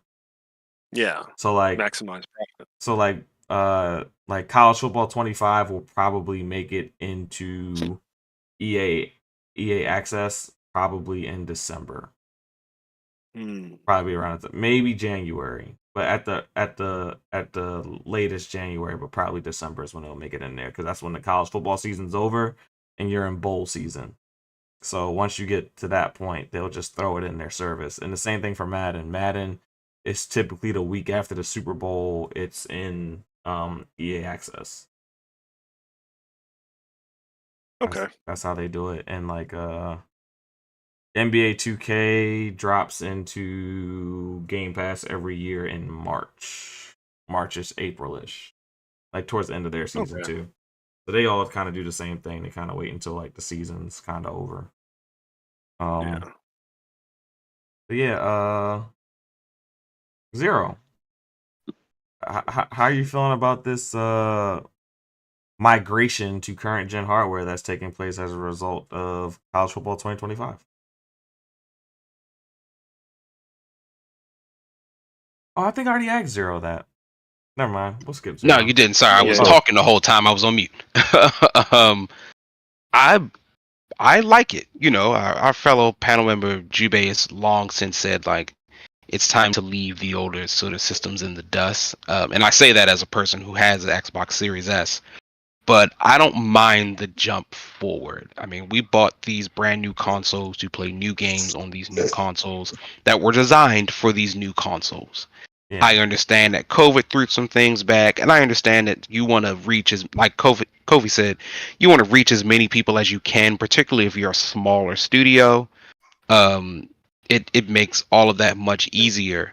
But the fact of the matter is, it's a new system, and we're in a new generation of systems, and we have not evolved to the point where theoretically these things are modular. So it's time for everybody to get on board with the Series X and the PS5 and the Switch 2, whatever that is. Yeah, man, let's move forward with them, or then make it so that, and I know it's tough, but in my perspective, make it so that the S is the secondary system. So you make all your games for the X and the PS5, and then if you want to drop down to the S, you do something with it. I know that's backwards logic from their perspective, and the more S owners you have, the more money you can get because it's an easier barrier to entry. But sometimes you just got to rip the band-aid off and say, we're doing this from here on out. And if you want to come with us, by all means, come with us. And history has proven time and time again that people are going to follow you to the next biggest and greatest system. So I think it's about time, almost halfway into, or a little over halfway into these systems' life cycle, to sort of push people to where they want them to go. And where they want them to go, it seems to be, is these larger systems. It's kind of tough though when Fortnite and some of these free to play games that you can even run them on your cell phone, just aren't making that move to Mm. force people to do it. So I mean, a lot of people are still playing. Some people are playing that thing on the old, VCR Xbox One, with the Kinect Yeah. attachment on the back. And Well, you I know, mean, for that, I was gonna say, but actually, the free to play though is a different market compared to like actual full price games. Though I free to know, play, but you want as many people as possible. yeah, but I'm saying like games like that are what's holding people back from getting next gen hardware because they can still run those games on damn near anything. That is and I true. think that might be part of it. And some of that just needs to be like, you need to do your best to make some games that at least pull people away from Fortnites of that such. Not say be the next Fortnite, but if Call of Duty can pull the Fortnite audience away even for a little bit, because you got to commit time to any of these games you want to play, then people will go to Call of Duty. If Concord is any good, people will go to Concord. People went to Overwatch. People play Rainbow Six, and I know those are older games, but like they are certainly more resource intensive than Fortnite. So I think it's just a matter of figuring out and understanding that like you're not going to be this company, and that's always the big issue currently with like all of these companies. They keep chasing the dragon of Minecraft, of Fortnite, of all these other ones, and they gotta understand you won't be them. Those were lightnings in bottles that rarely will ever happen, and probably will rarely ever happen again. And it's crazy because a lot of So, those games weren't trying to be Fortnite or they weren't trying and to they be weren't even Minecraft. trying. And Yes, like and they Power World wasn't blew up. trying to be, Power World. They were, Yeah. they were just trying to rip off Pokemon and hope they could make $1. And they made a whole bunch more. So it's like, we get it, guys. But focus on what you do best. And for a lot of them is what you do best is make these quality level games that go on the newer systems. And we got to keep moving forward with that. Otherwise, we'll just always sort of be chained to these older systems. And I don't know I don't know if the core audience, quote unquote, will follow or continue to support. I don't know the wisdom in if you're offering them both, but the premium paying customers get a quote unquote lesser product, then there's really no benefit to ever buying the premium version of that product. And I don't like know. you can get it for like the flex or the lulls, like if you're telling me that Fortnite doesn't, if just using Fortnite as an example, Fortnite doesn't run any better between the S and the X, then I guess I don't really, and most other games that come out don't have much of a difference, then what's my incentive to buy the X, which is at least $200 to $300 more? Well, I will say the PS for the first Ascendant. I don't know about mine. I don't know about Fortnite, but for the first Ascendant, there was a lot more on-screen assets on the PS5 and Series X version than on the Series S. Like I think someone posted an image on the Series S. There was like a whole mountain missing. But Gotcha. this game also runs That- on last gen. You can play this on the Xbox One. Yeah. And then so I'm looking at like, all right, I can play this game on last gen. Do I have any of like, do the missing assets really add that much? If not, then we're talking about the sort of maybe 60 ray tracing, big, graphic number things that people like to use. But if I don't really have the equipment to benefit from that fully, i.e. a better TV or a better monitor or any of this other type of stuff, or even setting up your TV and monitor properly to get the most out of this, then it still just becomes, I'm just buying the new thing to play the new thing. Yeah. And it just has to look pretty enough. The capital G gamers can talk about, frame rates and all of that other type of stuff, but just the regular gamers who like, I do want to play Hellblade 2. Hellblade 2 looks wonderful.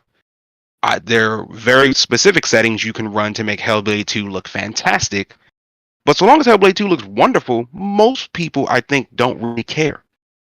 It's a good looking game no matter how you slice it. Just one looks better than the other, but not better enough from like standard definition HD. It's just better. It's a little clearer. The lights are a little shinier. The colors may be a little bit deeper, but nothing that I think I will be completely missing out in experience on if I don't get the full premium price version. And I don't know how you manage that as a company, trying to figure out like how do we appease the people who want that big deal stuff, but really capture the people who want the lowest price to entry and everybody in between. Yeah. I'll say it's simple. If free to play games, you want to spread your game as far as possible because microtransactions are your lifeline. If Yeah. for full fledged $70 games, yeah, give them that best experience. That's what I would think, because most free to play games don't look that great to begin with. They do that on purpose. Like, say for Yeah. instance, also like the whole mountain thing with the Serious S. I can say that the First Ascendant can get away with that because it's a PvE game. It's Right. not a game where you're going to be sniping another player from across the map. So Yeah. you Right. don't need to see that field of view asset. You don't need to see anything past like maybe 60, 70 feet. It's no point. Enemies are not going to be attacking you. Yeah. Right. Mhm. And Omar, how do you feel about there finally being a title that's causing a mass audience to move over to current generation hardware? I'm actually happy that they're doing that. So the thing is for me is, why should this industry be the only industry that care about its previous consumers? What I mean by that is when mobile companies switch to a different phone, they don't wait to put their stuff on their old phone. Like, they focus on their new phone. So why should this industry still focus like on PS4? Like, the PS4 is so old. Let it die already. Like, we as consumers, how long have we been waiting for Microsoft and PlayStation to just focus strictly on PlayStation 5 and Series X? What, that was announced this year or something? When's the last outside of ABK? When's the last time Microsoft did a cross-gen game? Was it Forza Horizon 5? Was that their last cross-gen game? That and Halo Infinite? I think after that And everything's been PlayStation started the generation with cross-gen, which boggles my mind. yeah. Yes, they had one or two next gen, but I'm like, they should have prioritized next gen over cross-gen. A game you said that Humber being not having a next gen experience would be God of War for me. Yeah, And Horizon. that was previous gen. Horizon was previous gen. And Uh, Horizon. Miles Morales was We previous gen. But we they had seen Demon we Souls seen what Remake, Returnal, and Ratchet and Clank were the only we early seen. games that were next gen. Yeah. And on Xbox. Xbox was cross gen until Halo Infinite, and then after that, Yeah. I think Pentiment may have been previous gen, but anything that was like AA and above, I think after that was next gen only after Forza Horizon 5. Because Halo Infinite So dropped first, right? we are now what, 5 year into this new quote unquote next gen, Yeah, it's almost. It and seems like it's almost over. Sounds like from No, different no, no. this It's reporting. like that one three. It's like 3.5. About over 2020 is when it started, right? Yeah. Yeah. So So we're But it'll the be end of four. it was the end of It'll be 2020, right? Right. we're So it's close Yeah. to 4 years November will though. be 4 years. No, November will be 4. Okay, It's not 4 we're yet. close. We're close to 4 years. Right. That's literally half of the cycle of a gen in True. general. Especially if the rumors are true that next gen is gonna start rolling in 2026. yeah, possibly. That's Like What's the point of owning a next gen system if you're not gonna have next gen hardware software for it? Yeah, I Well, mean, right now the tech industry is having a hard time upgrading like better like graphic and performance. We're kind of at the point where we're hitting the peak of performance. Like besides the whole breakthrough that Samsung did with the GDDR7 RAM that's supposed to show up in these newer technologies, we haven't gotten much else of anything else. So next gen, I mean, besides the new RAM, what else can next gen really offer? I mean, I still think there's a graphical leap to be made, but it's probably not for another generation or two before we really get I it. think it should be an FPS leap. I think we need an FPS leap more than so a graphics leap. Yeah, at least on the that's console. what I'm saying as far as next gen experience, I think there is a graphical leap to be made, but I do think the next generation and a half is going to focus on stabilizing frame rates and creating a smoother user experience than an actual graphical leap. I don't think we're going to see a massive graphical leap probably for another generation or two, and I don't think there'll ever be a massive graphical leap. I think it'll just be subtle at this point. Me personally, Mm. We don't even need the massive graphical leap. Like we have close we're so close to photorealistic. You don't need that. I mean, Hellblade 2 is damn near. That's pretty much Yeah, as that's photo a realistic as you're gonna get with that Unreal 5 engine. So I mean, Unreal 5 is I've seen quite a It's few a games. beast. Yeah, I've seen quite a few games. That body cam game. Yeah, the body that's cam Steam, game. that's Steam Oh only. my. Yeah. Yeah, you do not understand the horror requirements for that game. Yeah. I'm talking about that game put the 4090 on its knees. 4090 was chugging. Like it's beautiful, but y'all don't understand what it takes to run that. Well, the 5090 is supposed to drop in 2025, so yeah, I mean, even still, like save your money. Like I said, the graphic leap at this point is more. I think it's more about stability. I agree.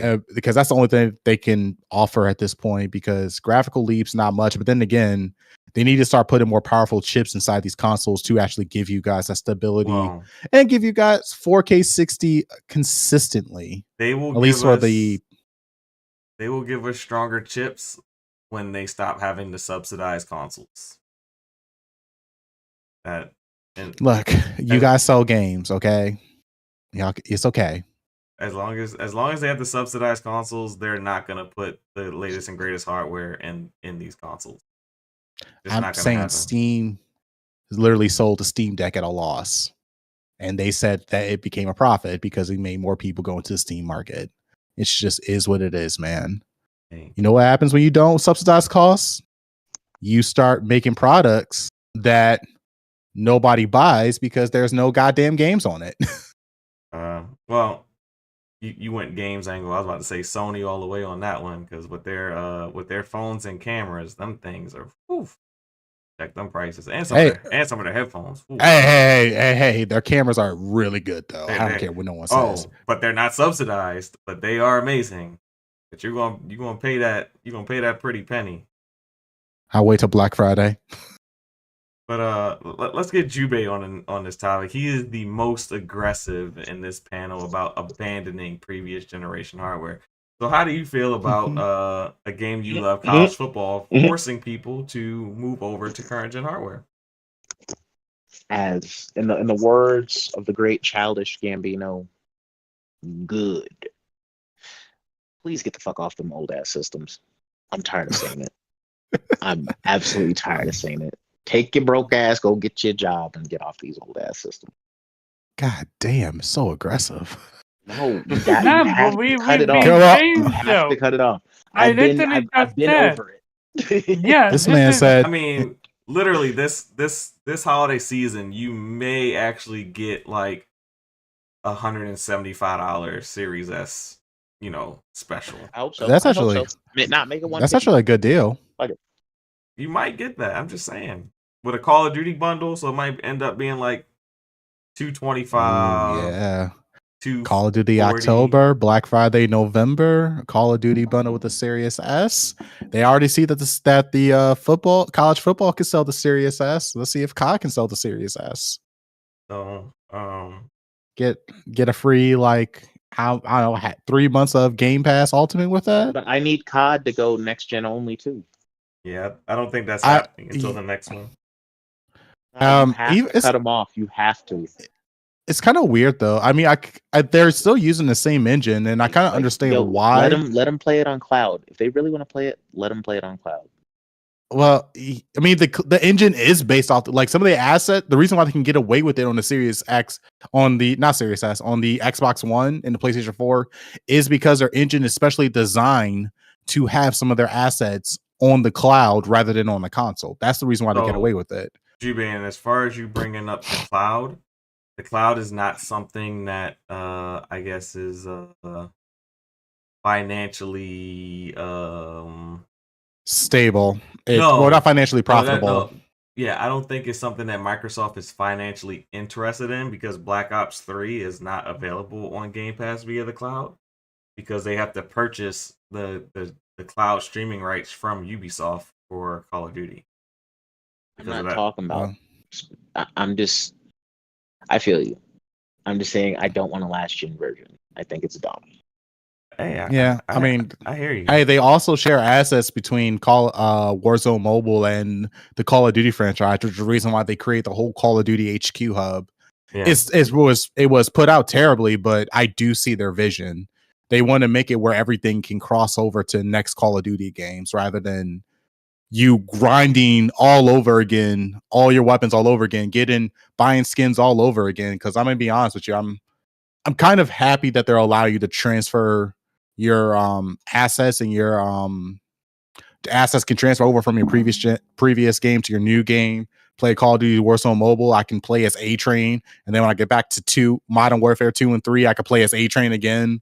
People have Gundams. Like, I see what they're trying to do, and for that to be possible, they have to keep everything on the same engine. So I think I think that's cool too. They're not leaving the engine. I agree because if you keep everything in the same engine and you allow people to move skins and stuff over, then it kind of like it rewards your loyalty to Call of Duty because maybe you'll end up having some skins that someone who just jumped into Call of Duty won't have. Like you'll have a Gundam skin from 3 Call of Duties ago, and then the person that's just jumping into Call of Duty now doesn't have that skin. So like, you're the cool guy because you got the Call of Duty skin. You got the Nicki Minaj skin. Yeah, it's transferable between Modern Warfare 2, 3, and Warzone Mobile. So the people that didn't play, those previous Call of Duties don't have access to, certain specialty skins that you had because you were a loyal COD player for a decade or whatever. So I think that's kind of cool.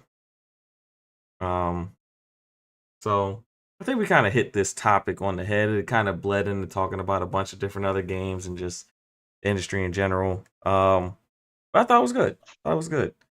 We actually sat on this topic for a little under an hour. So a lot of good content there. So let me get this timestamp for this next topic. And if you're just joining us, I invite you guys to like and share this out, subscribe to the channel. And we are currently at all right, topic number 2 of today. There's been a lot of rumors about changes at 343 regarding like their involvement in the process of making Halo, maybe them scaling down. Along with that, we've seen that Paramount is no longer continuing with the Halo TV series. There's been some reports to suggest that the rumors about 343 are not necessarily fully credible. But so I figured I would still run with this topic a little bit since we do have a couple Xbox guys on the panel, and just kind of get their perspective on where do they want to see 343 to go now. They're kind of sunsetting new content when it comes to Halo Infinite. We're not going to be getting any additional campaigns through Halo Infinite or anything like that. So with that being known now, Kind of where do you want to see 343 go from here? With the next Halo, possibly battle royale, the new UE5 engine, like kind of what are you looking for from Halo going forward? I am going to kick this one off with Captain Xbox. What do you want to see for Halo to get back to its place of greatness, and what involvement do you want 343 to have in that process? The hard questions. I didn't have an issue with Infinite, to be honest. I enjoy the game. Honestly, just haven't played it. I mean, it's just, I got too much out, and I know I'm not going to miss anything because those season passes are like forever. So, what can they do better? I mean, I kind of wish that we had local couch co-ops back in Halo. That'd be nice without it being an issue. Well, we're talking about the next Halo at this point because there's not really a lot more content coming out for this Halo Infinite at this point. Yeah, that's what I mean. Like we need couch co-op. Okay. Like it needs to come back. All right. The sooner the better. I'm not gonna hate them if they don't, but that's kind of what I want. I also want. There was a lot of things story-wise that I liked about Infinite. Like I just need them. I don't want them to pull like a Star Wars where like you have a new writer in the ring now, so you're gonna completely deviate from the thing you just did in the previous install. Kind of like what they did between 5 and Infinite. Like it's just like the fuck. But as far as 343's involvement, they have new management now, so now I have to see the next thing they put out. If it's still trash, then fuck it, burn the studio down. Okay. There's not much left there. I want them to be involved. It doesn't make financial sense for them to be a support studio on a game like this. You know what I mean? Like what that dev is already like. Aren't they like 500 strong or some shit? Like they have a big ass. Apparently they're downscaling the studio because the studio is very contractor heavy to begin with. So as these contracts are expiring, they're not necessarily renewing. I thought that's fake information. That they're downscaling the studio. I don't think the downscaling part is necessarily untrue. I just them not being the primary developer behind 343 is what's apparently not true. Gotcha. But with that said, do you want to see Treyarch, Infinity Ward, id? Do you want to see some of those studios a little bit more involved with the development of the next Halo? I could see id doing it. I think they should work closely with id. I think that'd be pretty dope. Yeah. Okay. All right. I think we deserve that. Okay. It knows how to make an FPS, man. Like you have the resource. I don't want to hear excuses. I want it to support them in the next Halo game. Okay. And I think the next Halo. We have all these studios under one umbrella. I want to see them leveraging technology from each things that these studios do well, so that they can help each other. Like, yeah, there's no reason to not. You're gonna pay them anyway. Like, deliver a better product. You literally have FPS experts under your fucking roof. Like there should be no reason that Halo comes out and it's not great. Yeah, I agree. I'm gonna throw this question to another known Halo player, Zero. How are you feeling about the current state of 343? Do you think they should continue to be the head studio of Halo, and where do you want to see them take the franchise going forward? I've been pretty open. I'm not a huge fan of 343's Halo. I think Bungie created the best Halo content that we've had, period, despite sales numbers, because I think all sequential Halos have sold really well. but nothing really hit like 1, 2, and 3, and subsequently Halo Reach as well. But I started to think about some of that might just be nostalgia for my sake. Like I played Halo when I was in college. That's when Halo 2 and 3 got massive. So like a lot of my good memories surrounding that game also are surrounded by good memories of that time in my life. I was a free college kid just doing whatever and play Halo all day. And I've not put a lot of time into Infinite. So I can't I've not played the story mode almost at all. And mostly just hopped in multiplayer just to sort of see how it runs. And it's okay. I don't mind the changes to it.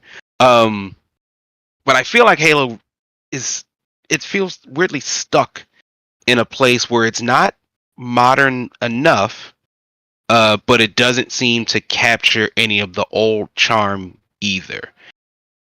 My thought process behind a lot of this is, and I think Infinite Touch expands the universe or touches on the expanded universe, but there's a whole wide world of Halo. The story is out there for people to use whatever they want, and really bring something interesting to the table. And getting rid of Master Chief, no. But maybe just tapping into some of that extended lore and seeing what else you can do. How do we make this game different from all the other shooters that exist out there? Because Halo was influential for its time, for what it was doing and what it was. But at the end of the day, Master Chief was mostly still a silent protagonist, blowing people away, that unless you were really, really involved in the lore, is mostly indistinguishable from the Doom guy. Yeah. Until Halo 5, right? He starts being a lot more vocal. Yeah, because he's not as chatty in the other ones. And again, this is only if you aren't paying attention to the lore. You pay attention to the lore of the first 3 games, and if you pay attention to the lore of Doom, you understand like these people are more than just silent killers that blow everything up in their path. But if you're just popping it in, that's exactly what they feel like. And I don't think that that's by design. So I don't know if that means making Chief a bit more interesting or dynamic, or giving him people like the Arbiter, or bringing Cortana back to have them bounce off of him to have something more interesting. Well, the Arbiter was pretty silent, but it was interesting to see the point of view of somebody who viewed Master Chief as like they called him the demon, right? So it's like he's working alongside the demon, who his people have mostly feared for a great long time. I'm not convinced 343 can do it. To me, they just haven't been doing it so far. And I don't know what the deal is. I don't know why. But like Jube said, they've got great talent over there that they can sort of tap into. So maybe it's using some of those guys to really figure out, how do we really evolve this? And how do we take this to the next level?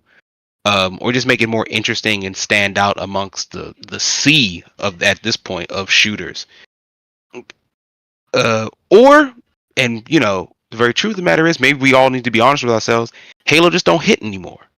I mean, the campaign It's time. was really good.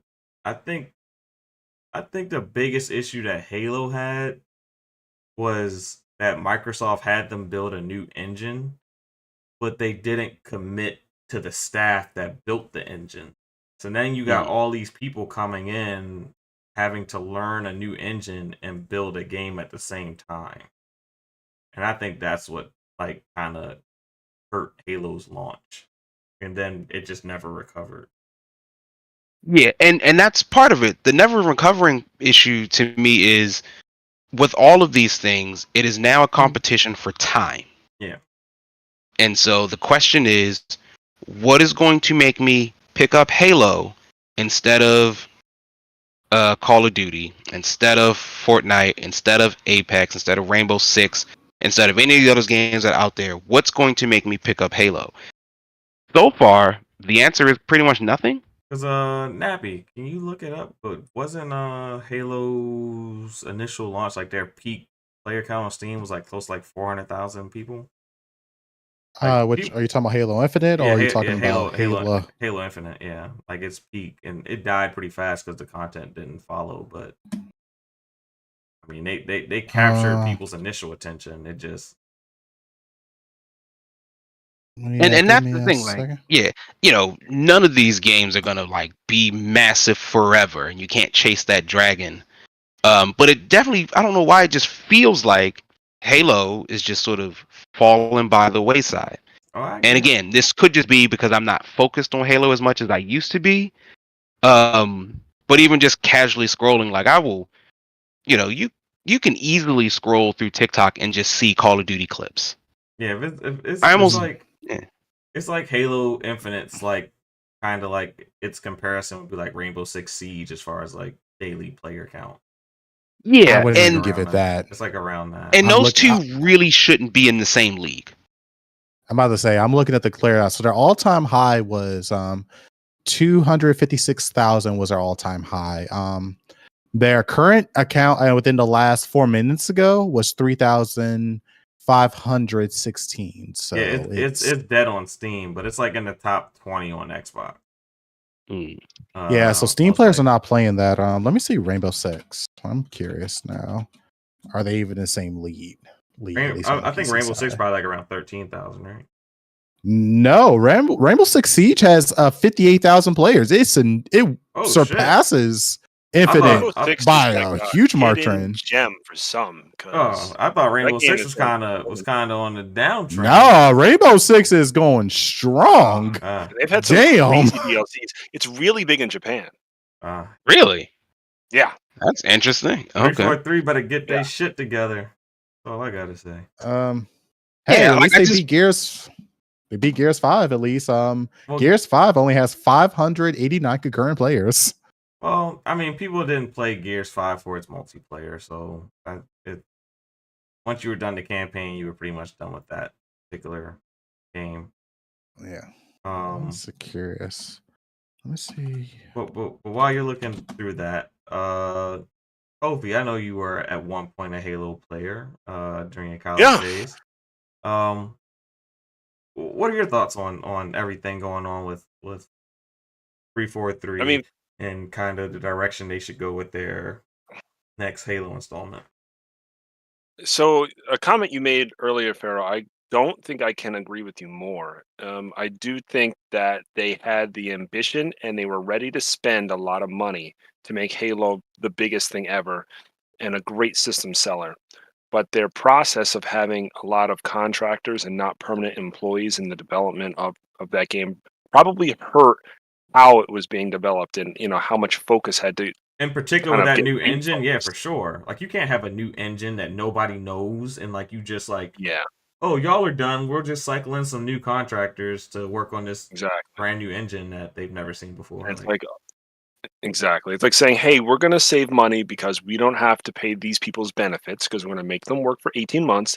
Then they can't work for 6 months, and then they won't come back because they need to feed their families, and that's inconsistent for them." So, it's fine though. Xbox is going to launch this game everywhere, and even though it doesn't have all the tech, because it's going to be available everywhere, we're sure it'll be really well received, and it was, and it did get played everywhere. But I don't think it was. I think its potential, considering the rumored $500 million budget, right? That was never confirmed, but that's still a lot. And if it was even anywhere near that, with the way the IP is known and with how easy Halo is to get in and play, I think it could have been something with way more DLCs. Forge could have launched at launch.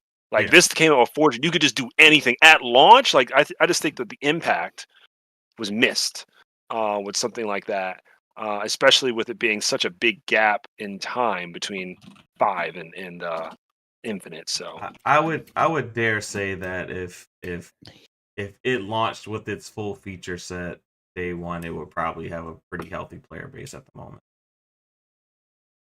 yeah, if it had all these cool features, to me, I would have made the argument. I would have loved closing the scope and not having that run on X and allowing. I'm sorry, the series, the One X, Yeah. not available on Series S. previous gen. Or No, Series Well, previous no, X, but gen. I'm I'm sorry. saying, like, I don't want it on the previous chip set. I think it would have been nice if they had like really narrow scope, that and up, and and maybe even kind of making it a little strict on the PC. I know that's not Microsoft. Excuse me, that's not Microsoft's way, right? They're all about everybody being able to play. But I just think that IP really could have done something technically different, in the multiplayer space, or with storytelling being on these crazy rings and you're like drop shipping in, maybe like kind of like the experience with Helldivers when you dive, you're dive shipping in. They could have had that maybe in real time, something really cool with the engine. It doesn't have to be 100% original, but the execution could have been like out of this world. And that was really kind of missing the boat from the campaign perspective. At least for me as somebody, what I would have been excited for, because I'm not excited for the multiplayer really, but seeing like some crazy cool, like, jumping between planets or these crazy looking rings, that would have been really wild stuff. Yeah. Considering how powerful the X is and all this. So definitely disappointing. But you nailed it. They just don't really want to keep a lot of people on staff at 343. And they would rather have, a whole bunch of contractors. And it's just, how many times are they going to do that before they realize it doesn't make premium like product? It can make product that you can play everywhere. I think the contractor thing will work this time around, being that they're on UE5, and that is something that you can just, developers are going to be more familiar with it. They're not jumping in. As long as they optimize it, do not be lazy with it. Yeah, I think you should. Why contract out when you can literally just shuffle people in your studios around? Why the fuck are you contracting? I'm not saying they should do that, but I'm saying using Unreal Engine 5 will kind of mitigate some of those issues that they had with Slip Space. As far as like, I'm gonna hire someone and they're gonna see, like, I gotta teach them Slip Space before I can get them to actually work on the game I need them to make for me. I thought Slip Space was something dope, and then like when all the contractors was like if you don't, did not know how to use the tool. If I put a Bugatti in front of your house right now, it looks amazing. But if you don't know how to drive stick, yep. Yeah,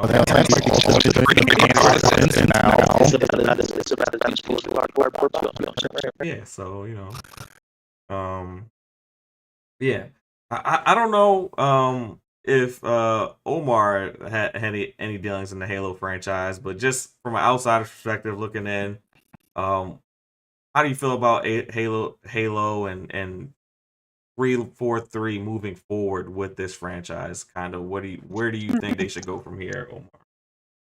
So, I have a question about Kofi. Is it just me, or does it feel like Halo have hit rock bottom the same way God of War did with Ascension? Interesting.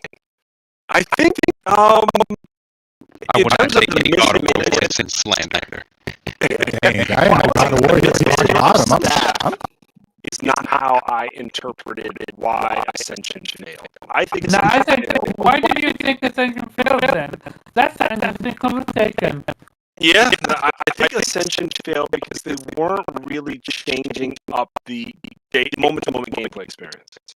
Oh, I think it just came off as too similar, which is different from why I think Halo Infinite is where it's at. all right, so. Not to belabor this topic, but is Halo Infinite a failure? The free to play portion of it, we can call that a failure for sure. But the campaign, absolutely, it's a failure. But because the you gotta let me finish. The campaign and the multiplayer are separate, and the campaign did very well. It got a lot of sales, while the multiplayer was free to play and didn't really have the legs to sustain. So it's like it halfway failed. But you didn't ask me why it's a failure. That's what I was asking. Is it a total failure or is it a partial failure? No, it's an absolutely total failure because it killed an entire studio. Well, it didn't kill the studio. The studio's still going. 343, while it's still going, it's no longer what it used to be. To the point there is no talking about them being relegated to a support studio. Oh, they're not regulated to a sports studio. That was just But no matter how you like to do it, Halo Infinite have hit rock bottom. Halo all have hit rock bottom. Again, this is Microsoft literally flagship title. Okay. And it's not like, again, it's not like flagship title hitting rock bottom is something new. Like, I just talk about Ascension. Ascension hit rock bottom for God of War. And most people agree about that. I hear Which you. is why, what did they do? They had to invent themselves. Okay. Yeah, I'm just gauging people's perception. Yeah, I think Omar's right. Like at first, So I was like, maybe you view it as a could- total failure as well. Campaign and I think multiplayer both failed. I think you bring up some good points because it did sell well. It had some, some decent numbers at launch. But I think because, in my opinion, even though it's not my favorite, to me, it's Xbox's IP. That is their baby. That is their Mario. That is their Nathan Drake or whatever you want to call it. Yeah. And It's I think it's the more face things it's the just face of need the to brand. run well. Yeah, it's the face of the brand, and it really had potential to take off and do something that maybe first-person shooters hadn't seen in a long time. And Xbox was riding on this reputation that they were going to screw it up anyway. Yeah. So all these things were already like, well, are you going to even do it? Are you going to do it right? Oh, okay, new engine. Oh, okay, so everything's great, right? And it launched all right. And then 343 has this reputation already to like not do it right. Yeah. And so they're like, well, since people tell us we can't do it right, we're going to spend maximum dollar. And then after all that, it just still came out all right. Okay. To me, like, reputation for that particular IP. Maybe if it was a smaller IP that did all right, we'd all be like, all right, where's that sequel or where's that third game? But you just can't handle your baby like that. That's I how agree. Yep. you I agree. building them I up to be mean, the I'm- best. I'm- is that Bungie's That's baby what I'm or is talking Microsoft's about. baby? And I think I'll it's still Microsoft's say, baby. That's what I'll still definitely. say it was the management that fucking ruined these damn games, man. Yeah. Like Yeah. I have to see it under new management now. I told you I've disliked Bonnie Ross Hey, from jump. Okay. From jump. So Actually, it's the person that greenlit to showcase Halo Infinite when it was debuted. And I yeah, literally mean like Bonnie Ross, Crab bro. became a fucking meme. Yeah. Yep. Greg. Craig. Good old Craig. Yeah, I mean, like Poor even Craig. to the point where I remember when the developers were talking about it. I mentioned this before, like they started off their like sort of developer diary with all these caveats about like, hey guys, just letting you know, like it doesn't look like this, and we're not finished with this, and it might look a little rough here. When it's just like I've never really seen that before, and what it felt like they were prepping us for like, hey, I know this doesn't look really good, but like, no, we're kind of sort of working on it. But it's like that was such an odd thing to hear Please from forgive the us. developers. Like, because I don't hear that from like the Destiny folks. I didn't hear that from like the Monster Hunter folks or the Call of Duty folks. It was very, very odd how they always preempted their conversations with, hey guys, manage expectations or look at these with grains of salt, which is weird. It's like, why?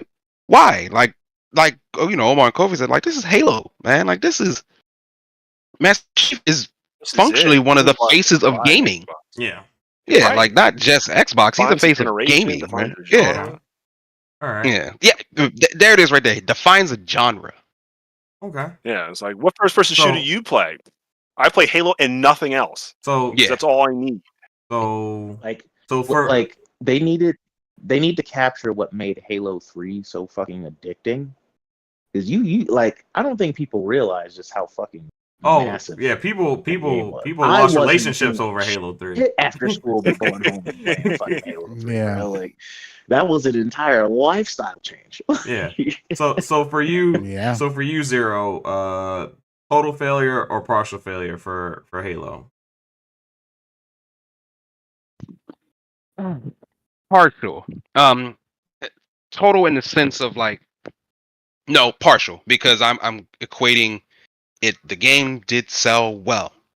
And so as long as you make money, that is a success. You have to make money no matter how good your game is. It's got to make money. Okay. But this is Halo, so like the closest example I can think of is sort of like superhero movies. Captain Marvel made $1 billion, but Captain Marvel is not that great of a movie. Okay. So financially successful, yeah, but are people interested to seeing another Captain Marvel? Captain Marvel was so bad that it scared people away from seeing a bunch of other Marvel movies that were also bad, and it was good that they got scared away. Yeah, or Zack Snyder's Justice League, right? Like it made a ton of money, or the Batmans before Zack Snyder's Batman or whatever. Batman versus Superman made a bunch of money. I'm not gonna really say the movie was good though, and now going into it, I don't want to see the next movie because this last movie was kind of meh. Yeah, well, the my Batman concern with was Halo. decent. I'm not a fan of Robert Pattinson as Batman, but it was decent. He was a little like, and the Batman was cool, but like as we've seen, it will take, even though the Batman isn't technically a part of Snyder's universe, that people saw the previous Batman and were like, I don't really know anymore. They lump them all together. Yeah. So it can affect Robert Pattinson's Batman, even though he's just sort of a brand new take on Batman. The only thing I don't like about Robert Pattinson's Batman is that Bruce Wayne is too like emo depressed, and that's not Bruce Wayne. His Bruce Wayne is absolute trash. Yeah. His Bruce Wayne. He played a good Batman. He played a horrible bad. Bruce Wayne. Yeah. So it's stuff like that. Like, you know, Halo defined a college generation for our age millennials. It redefined first-person shooters. Hell, it even redefined shooters on consoles. Like, we didn't really have anything. Yeah. Until Halo dropped, and it 1,000% helped put Xbox on the map. Oh, for sure, it did. Yeah, like so, all of this previous accolades, and to see it again, it made money. But compare it to its quote unquote video game mascot competitors like a Mario or Uncharted, I know is a little shaky, but Nathan Drake, and those folks where it's like they still seem to be managing okay, where I'm just a bit more concerned about Halo. Okay. I think they could turn it around. We gotta see. All right. And again, hitting rock bottom is not the issue. The issue is how do you bounce from it?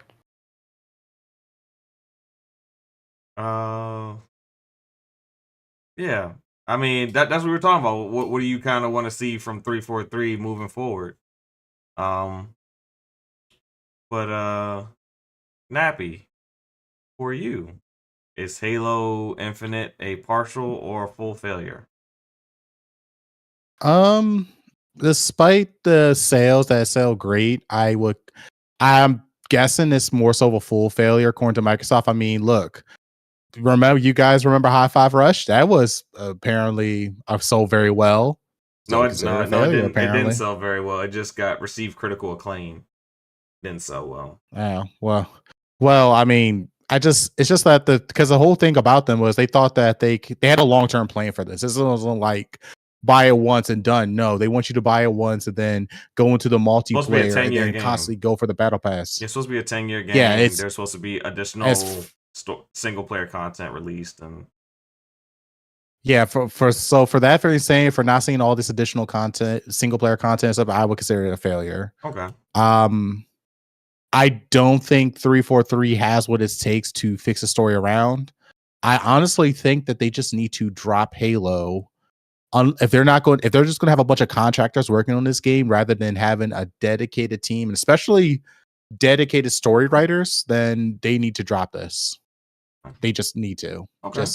Halo was. What's up? Should they reboot the franchise or Halo by itself? Should it be reboot on a God of War? You said should it be reboot over God of War? No, should it be rebooted like God of War? You know, like God of War. I can't really honestly say, because I mean the way how God of War is kind of doing their reboot is they're showing off E-Day. That was something that was never shown off. I mean, don't be wrong, Halo, if they were to reboot that content, not Gears of War, God of War. God of War. Oh, Rebooted like Rebo God of War. Like reboot. Yeah, my Rebooted bad. like God of War. Do you think it like deserves like a reboot, like inspired like God of War, where they completely change the perspective and the storytelling? I mean, but they kind of did with the grappling hook. It's just they didn't really. It's really hard to Wasn't say. enough. Like, because like I said, most of the time I play, like I jump into Halo Infinite every here and there. I still have it installed on my PC just to check it out, and I don't stick to it. I go back to Modern Warfare. Right now, my first person shooter is Modern Warfare 2 because of War Z mode. Because that is I like Battlefield. I like huge maps, 64v64 going at it. That's me. And right now, Modern Warfare 2 gives me that. As far as my PvE shooter, I've been hopping back and forth between the First Ascended and Warframe, because even though the First Ascended is something new for me, Warframe is still significantly better because it had years of polish and they fine-tune a lot of things. That like I said, like for you guys, like I remember when Halo first came out, I literally was in the 8th grade. I remember getting my first 360. I remember going over to my friend's house. We all were able to sign into our Xbox Live accounts on one Xbox, 4-player split screen, and be in a chat with another friend that was like 2 houses down, talking shit, just having a good time. Like I do have this extreme nostalgic tie to the Halo franchise, from especially from 3 ODST and Halo Reach. As a matter of fact, because if you guys small thing, Xbox 360 store, you're not going to be able to, after the July 29th, you're not going to be able to purchase games anymore. You can still download the games, but you just can't purchase them. And the one thing I'm doing with my 360 is I am actually purchasing all of Halo 3 with all their DLC, Halo Reach, all the DLC, Halo as ODST. I'm already got a 1 terabyte SSD on my 360, and I'm already working on making sure to get like my modern controllers to work on my 360, because that time for me was like some of the best gaming moments I ever had when in my childhood growing up, when it came to like first person shooters. Okay. Like the story, like getting into the story, learning about the Arbiter, learning about Master Chief, learning about Sergeant Jackson, like learning like, wait, what's the difference? Wait, what do you mean Sergeant Jackson is technically considered a failed Spartan project? What happened? Like there was so much in like at the time that they put into Halo that was like new and unique to me, that it great. It captured me. It moved the console. It captured a lot of people. So now in today's world where we have Halo Infinite, which is like, yeah, the campaign was first, it was decent. It really wasn't much of a game changer because, one, we have a lot more competition, and 2, it seems like Microsoft has a hard time committing to like certain things when it comes to their games. Like now I'm kind of worried because I now that they bought like ABK, they might make Modern Warfare their new face for the time being until like maybe Gears comes out, and it depending on how Gears E-Day goes, they may make Gears the new face. Well, I don't see them making Halo the face console, because unless they dedicate a team, like dedicate a really strong story writing team, and also just dedicate people who really enjoy FPS games. Unreal Engine, if they do go Unreal Engine 5, I don't think Unreal Engine 5 is a bad engine. I never said it was. It is an engine that can make you lazy, though. If you're lazy with the engine, it will show in your product. So in regards to Call of Duty, I was gonna say, back when Call of Duty was in its heyday and going strong and kind of building its brand, it was on the Xbox 360 right alongside Halo, and like every E3 they opened up with Call of Duty. So I do think there's a world where both can live, as faces of the Xbox brand. I will say that. I mean, because it happened before. I guess in that case it is possible, but as of right now, like Halo, out of all the games are getting the treatment, I think Halo's getting the worst treatment, because even Gears E-Day is actually like a new project, and I don't know who's like how that whole coalition team is working on it. I mean, this is supposed to be their they've been quiet big since game Gears to 5, reboot. so it's not really a reboot, it's just a prequel. Yeah, because it's a prequel. They're trying to like get people back into the Gear series, and they can realize they kind of fucked up with 5. So I mean, and it's just 343 has a history of kind of fucking up the story with Halo. I honestly think that they need a dedicated writing team, not just for their games, but also for the show, for everything, so everything can coexist together. And if they can't do that and they can't find someone for that, they just need to drop the IP completely. I mean, like say, like going outside of gaming, I'm a huge Star Wars fan. I am now benching Star Wars Acolyte because I was curious to see why everyone hated it. Was it bad? They fucked up the story. They tried to put a gender on the Force, saying the Force is female. They say that Anakin Skywalker wasn't the chosen one. Apparently, it was the twins. And then they try to basically take that back. And go, oh no, they're not really the chosen ones. Anakin's the true chosen one. These are just like fake chosen ones. And it was like what? And then it was like one of the things that they had so many concepts that they did fucked up. The only thing I really like was the guy from Squid Games. Yeah, in that's Star why Wars I wanted to Acolyte. see it. And his fighting scenes, man, that man can swing a lightsaber. I heard it was hot. I was like, yo, let's go. So that's disappointing. Yeah. I stopped watching the Star Wars content after that Obi-Wan. I like the little Obi-Wan thing where Obi-Wan and Darth Vader got to have a fight. It was kind of that was decent. I do know that like after the Ahsoka tunnel, they kind of fucked it up because they took one of their characters and made a character force sensitive that shouldn't be force sensitive. So they completely fucked up the whole Mandalorian count. The writers fucked up with this Star Wars Acolyte, which I'm currently binge watching. They fucked up like the force and everything else. And that's kind of like what happens when you just hire someone else to tell a story in someone else's world. And if they're like temporary contractor people, of course they're not going to care about the original content. So going back to like Halo, like if you got some temporary like contractors writing the story for Halo, they're not going to go through all the books in the series. They don't have that passion. They're not like it's like you're going to the story's going to go on a downhill. The multiplayer is going to go downhill. You can't even make money off of it. I mean, it's just I don't see Microsoft like really bouncing as of right now, or 343 really bouncing Halo back unless they start like really like hiring passionate writers to fix up to get their story to get better, just for that, not for the games, but just for their show, but also like hire full-time developers to actually like put love and care into the game and give us like that.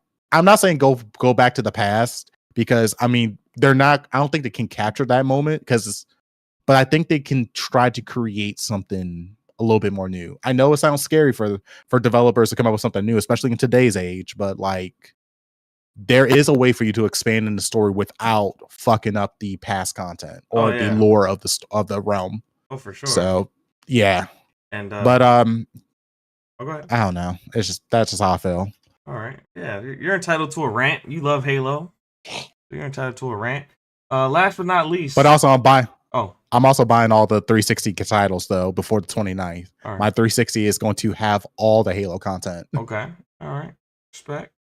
And last but not least, Captain Xbox, was Halo Infinite a full failure or a partial failure in your eyes? Oh, going once, going twice. Full failure. He's probably on baby duty. Oh, nah, I'm here. All right. It's a partial failure. It's been a partial failure for a couple of games now, 4 or 5, and now Infinite.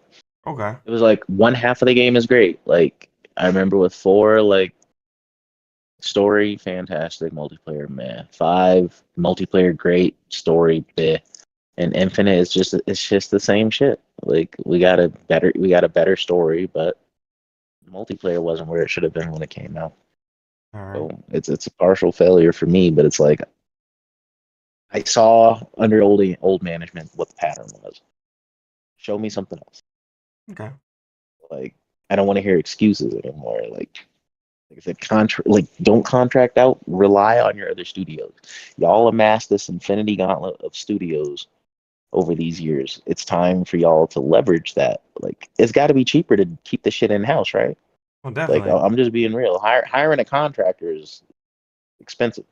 Oh yeah. Like in the long term, short term maybe not, but long term, yes, because you lose things when they leave. Um, yeah, like they have people that can get them to where they need to be. You know what I mean? You have Yep. people at playground that can help with maybe environment detail. You have people that can work with AI and fucking shooting mechanics. Like they have all these pieces. I just need a brain trust to put this shit together because Yeah, Lonnie and her team couldn't do it. hell, even Ninja Theory and Coalition are like Unreal 5 experts. So I mean, there's Yeah, exactly. So if you're gonna use They this are. engine, they can get you to the promised land. But and you can keep it in house. Like what I want studios to do is lift each other up and borrow from each other, and then implement. Hey, you know what? Those 3 for 3 devs show us something that's really cool we can incorporate into a game. Like I want to see shit like that, and that's okay. Like I want to see the identity of these Xbox studios like blend together. Where at this point, like it's a fucking Xbox game because they have the shit and they have the shit and the resources to make high quality shit. They just don't have the brain trust to like manage that and put it all together. all right. Hopefully they prove me wrong for the next one. Okay. And actually that's honestly going to start with Perfect Dark. If Perfect Dark comes out and it's great, cool. That now shows me now you're leveraging a support studio effectively because I honestly think Crystal Dynamics is going to get bought at some point in the future. I can That's I can agree there because what was formerly Embracer is there all of those. Well, there's like 3 companies now. Those 3 companies are still downsizing, so I can see that as a possibility. Yep. So before we go into our final topic, Yobi had some thoughts on what should happen with Halo. He says that it should be rebooted. No, it shouldn't be rebooted. Mm. Yeah, he's saying going to talk about the other Spartans that besides Master Chief, give Master Chief a break. Yeah. And that is true. I don't hate that idea. There's a whole variety of Spartans we can lean on that isn't Chief John. Yeah, I you still think- got the Spartan 2, Spartan 3s, and especially the Spartan 2, which was the last one in Reach, who literally got together and created the Spartan 4 program. Yeah. I mean, yeah. Even if you do a little sort of Metal Gear Solid 2 situation where like the Chief is around, but maybe there's a good portion where you're playing as the other Spartan. Yeah. Yeah. And then you Remember can, when they tried to do that with Halo 2 or 3 and it 5 I mean, and it failed? From what I remember about 5, because who was he fighting? Because the dude isn't. Oh, James. Spartan. No, he was a Spartan 4. Okay, he is a Spartan 4. And Yeah, that So not well received yeah. because he So the is problem- not Master Chief. So the problem is with him is that Spartan 2s are literally the peak performance of a Spartan. And lore wise, a Spartan 4 should not be able to go toe to toe, fist to fist with a Spartan 2. It shouldn't be possible. Master Chief, like that whole scene where they were having that little like fist combat, Master Chief should have destroyed James, but they made it seem like they can go toe to toe with each other because Gotcha. Master Chief is significantly stronger compared to a Spartan 4 because the Spartan 2s were again taken as kids. They got that crazy surgery done with their bone density like massively strong. Yes, the Spartan 4s go through a similar process, but it's nowhere near as in depth as a Spartan 2 program.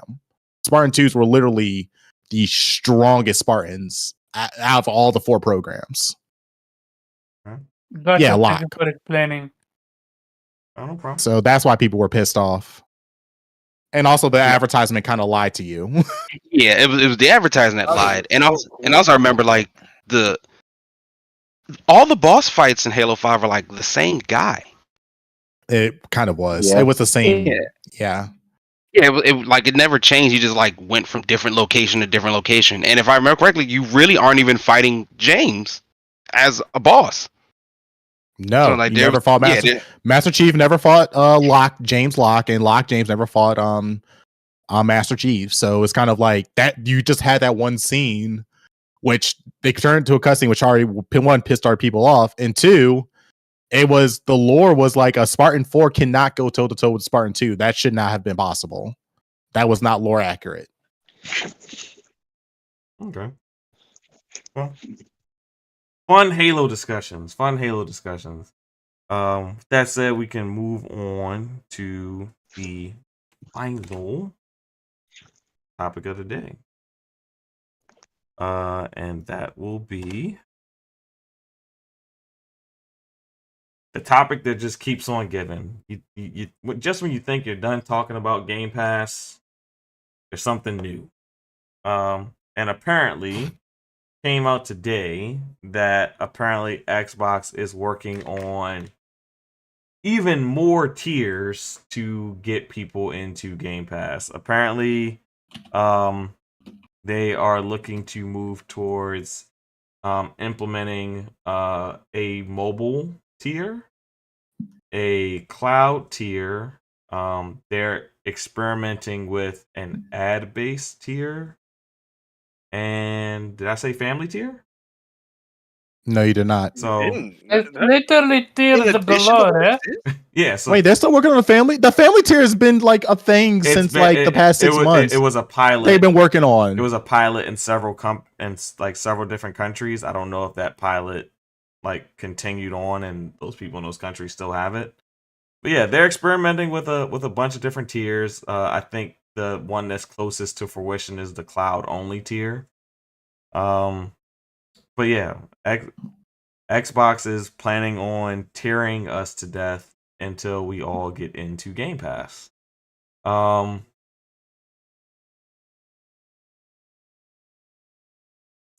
blame them for trying, but damn, like Nappy, how you feeling about this? As a mobile gamer, that you may just have a mobile only tier available to your compadres. I know you're a Game Pass Ultimate member, so you already get the mobile benefit, but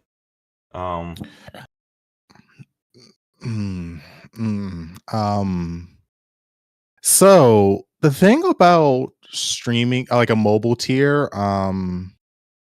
because actually it's funny because there was a topic. It's kind of was when I was working on my Razer Edge review.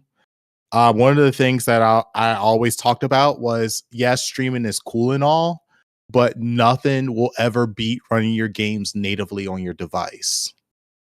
And if they want to do a mobile streaming version, I mean, it depends. Like if you like have a device that has 5G and or 6G and you're connected to your Wi-Fi, maybe that can work for you.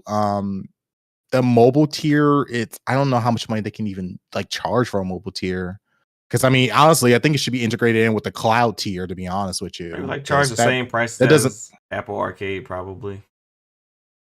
I mean, yeah, because I mean, it's just like the cloud base is like I do like the concept of playing games on the cloud. Now I do know that these companies are honestly losing money hosting all these like streaming servers. Yeah. Heck, like even outside of gaming, like Twitch is losing Amazon money to the point where Amazon said, screw you, Twitch, you need to figure out how to make money. We're not pouring no more money into you. So I understand. I mean, hey, I mean, it would be nice if someone who has the internet infrastructure around their areas, if you look at the underground United States fiber lines that are ran from all the way from California, going all the way underground to like Virginia and stuff, it's a whole crazy network thing. So certain states have better internet than others. Yeah, for sure. If you have that internet capability, I can see why cloud gaming will be a valuable option.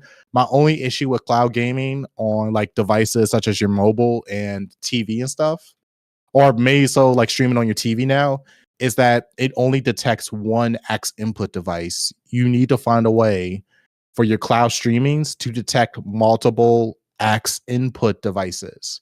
So that way you can play multiplayer games on the cloud. I don't think it's a detection issue. I think it's a logging into multiple profiles issue. Because for Xbox, so you have to log into a different profile for every guest. I'm about to say you could. They did it on a 360. Heck, you could still do it on a 360. Yeah, but I'm saying they have the infrastructure. But the cloud, on the cloud, you can't log into multiple profiles at the moment. I think that's more so They the issue, than they need to they need to figure it out because even like if, on my even like when like I cloud boot a game on my Xbox Series, I can only do one profile. Like I can't have multiple and do multiplayer on my console via cloud. well, in that case, the best thing I would suggest them do is to tie a family plan in together. So that way, as long as they have that, as long as you're tied into the same family, you're gonna have those multiple guests, or even just allow the guest account. Yeah, you can Like, do a there's nothing guest. wrong You with can it. do a guest, but on the cloud you can't. Is kind of what I'm saying. Like, That's you what I'm can't. saying. Start implementing a guest account attach, or better yet, actually no, they're going to do this. They're going to turn this into a money grab where a one account can have. I can see this right now. Oh my god, they're going to make it where basically you have one account that can stream, and you're allowed to have up to maybe 2 to 3 or 4 guests, depending on your tier of how many guest people can also log in with you and play multiplayer games. Oh my god, I can see that happening now. Dude, shut up before it's too late, okay? I saw already on live stream, man. I can see that happening. Oh my god, it's gonna. Oh, I just said that too. I'm pretty sure they're gonna do something like that. They money hungry, but all these tiers. I mean, sure, good luck. I mean, at this point, I honestly, I just don't care anymore. I don't care. I already got my Xbox Ultimate. You got me an Ultimate. I play on my Razer Edge. I play on my phone. I play on my PC. I play on my TV. But What else well, do you want from me? well, quick question for you. So you love playing on your Razer. What if this cloud tier they're now proposing is so great for you and it's a lower price? If it's, It's already I mean, included to in me, it's Ultimate though. I mean, because like I said, it doesn't. It Well, doesn't. what if it's beat- cheaper though? What if it's cheaper? Okay, I'll say this: if they did a PC and cloud, I will go for the lower tier. PC and cloud put together, yes, I will drop my Ultimate for that. But the thing about it is there is nothing that can beat running games natively on my devices. Cloud streaming does not beat running games natively on my devices. Even say for instance a PC can't run it at the highest graphics, the fact that it's natively running gives me a far more superior experience. Yes, cloud gaming works, especially on my Samsung TV. I was really shocked at the input latency playing that game. It's they're making strides, but again, United States, or at least United States of America, our internet structure is still not there yet. If they're still working on projects where we have a majority of states that don't even have fiber yet, they're still working on the underground stuff. So like yes, for certain states it could be valuable, but for other places it's just not going to be valuable. And even with like coming out with the family tiers and stuff, like I can't see someone or a family getting strictly a streaming device and then say for instance they want to play split screen co-op on TVs, even though yes, I understand new families, everyone has a phone, everyone has a tablet, but I mean, who knows, maybe them families can't afford like for a tablet for Timmy, a tablet for Jimmy as well. Maybe they have to share a TV one time, and maybe they both want to log in so they could both play split screen together. Like, I think the biggest thing that they need to work on is getting cloud gaming to work with multiple profiles underneath a family account. And God forbid they better not make a tier list for you get this account gets this many guest people. I don't know why. I just can see Microsoft doing something like that. And if they do, it's gonna be sad but hilarious at the same time. So that's just it. Okay. And Kobe, since you jumped in, what are your thoughts about Microsoft experimenting with all these potential Game Pass tiers, additional Game Pass tiers, after they just recently announced some changes to their tiers like last week? I honestly think about my job. I don't know if that's like normal. I work in the IT space, and I know that Xbox has a really strong cloud presence, but what I'm really pointing at is like their subscription prowess. Like they will find a way to get you locked into some 360, whether it be their office. So it makes sense. They just want gaming to be as available to everybody and I personally hate it. And I think that there's gonna. I mean, I think they're gonna be flexible. If a tier doesn't do well, that tier is gonna die. Yeah. And I think Pharaoh, the point you're also were trying to make is probably all these tiers won't come out. The ones that are responded to well. I think the probably will. cloud tier will. I don't think there'll be a cloud and a mobile tier. That seems like a little Yeah. overkill.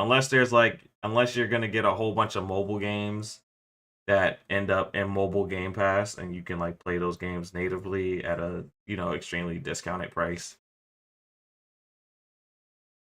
Yeah, completely agreed. So Most games in the Yeah. mobile space are free to play though. Yeah, but maybe if you have Game Pass mobile, those games that are free to play don't have ads or something like that. So, Okay. so yeah. it's actually funny because right now the mobile space has recently got a breakthrough.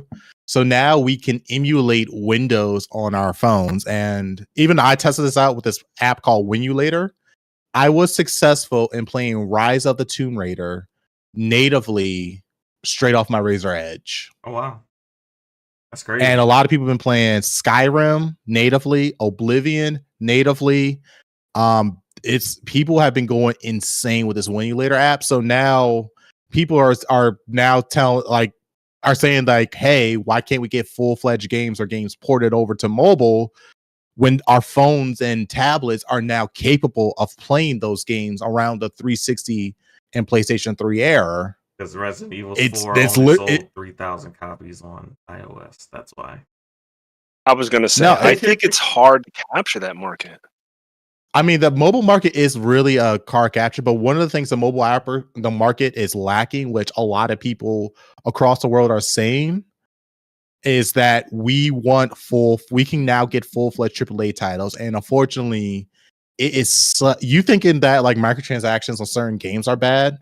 Like imagine First Descended times 2 with microtransaction. It is really bad, and the only reason why like half these countries stay, especially South Korea and like China, is the goddamn waifu games like Punishing Gray Raven, Snowbreak. Those games are microtransactions galore, but goddamn, do they love to show off their waifus? I think Capcom scared everyone away. I don't think it's happening. I think going with Apple for your first AAA phone game release, I think was a mistake. No, Apple, they went a little. They shouldn't have picked modern games. I mean, the problem with the app, the thing about it is that the iPhone 15, if you're going to make a gaming mobile device, you need to have proper cooling with these devices. And I know you guys are not big into the Android realm. Because I've been dabbling with not just the Razer Edge, but the IO Neo, for example, the Pocket Rocket 4, or whatever it's called. There are actually dedicated gaming Android devices with proper cooling systems that can really show the true power of what these with the Snapdragon ARM-based processors can do. Mm-hmm. The mobile, the hardware is there. The development is not, because again, like it's kind of hard to get these people to make AAA games when, and even I am subject to this, and I know I've been giving Jubei a hard time for Bunny, but I have played Snowbreak, and this is my character, a big titty waifu character that just so happens to be very strong, but you don't play first strength. I do actually. I don't even use her. She's just on the screen. I got stronger characters. So like yes, if they want to do a mobile tier, they can do a mobile tier with making games port over to mobile. They can port over the 360 library. You will be surprised at what the specs are in the 360 back in the day compared to the phones now. It is possible. It is doable. They just don't want to do it. Just make the mobile tier the cloud tier. Combine the two. Yeah, that's what I would do. Well, that covers your phone. That covers your Amazon Fire Sticks. That covers your Samsung TVs with this app, and it will cover any future things. Yeah, make like the cloud tier like $7.99, and then call it a day. Yeah, A $7.99 cloud tier would shake things up. Yeah, That would, but them servers too. Remember, yeah, Microsoft holding all those servers. That costs money. Them factories with all them servers. It would pay for Well, itself. they own their. Well, it is expensive, but they own their own servers, so it kind of mitigates the cost. Also, it's not the same as like someone borrowing from AWS or having to. That is true, but I mean, well, outside of gaming, they just recently did had like a crazy hack, and like over a couple 100,000 machines have disappeared.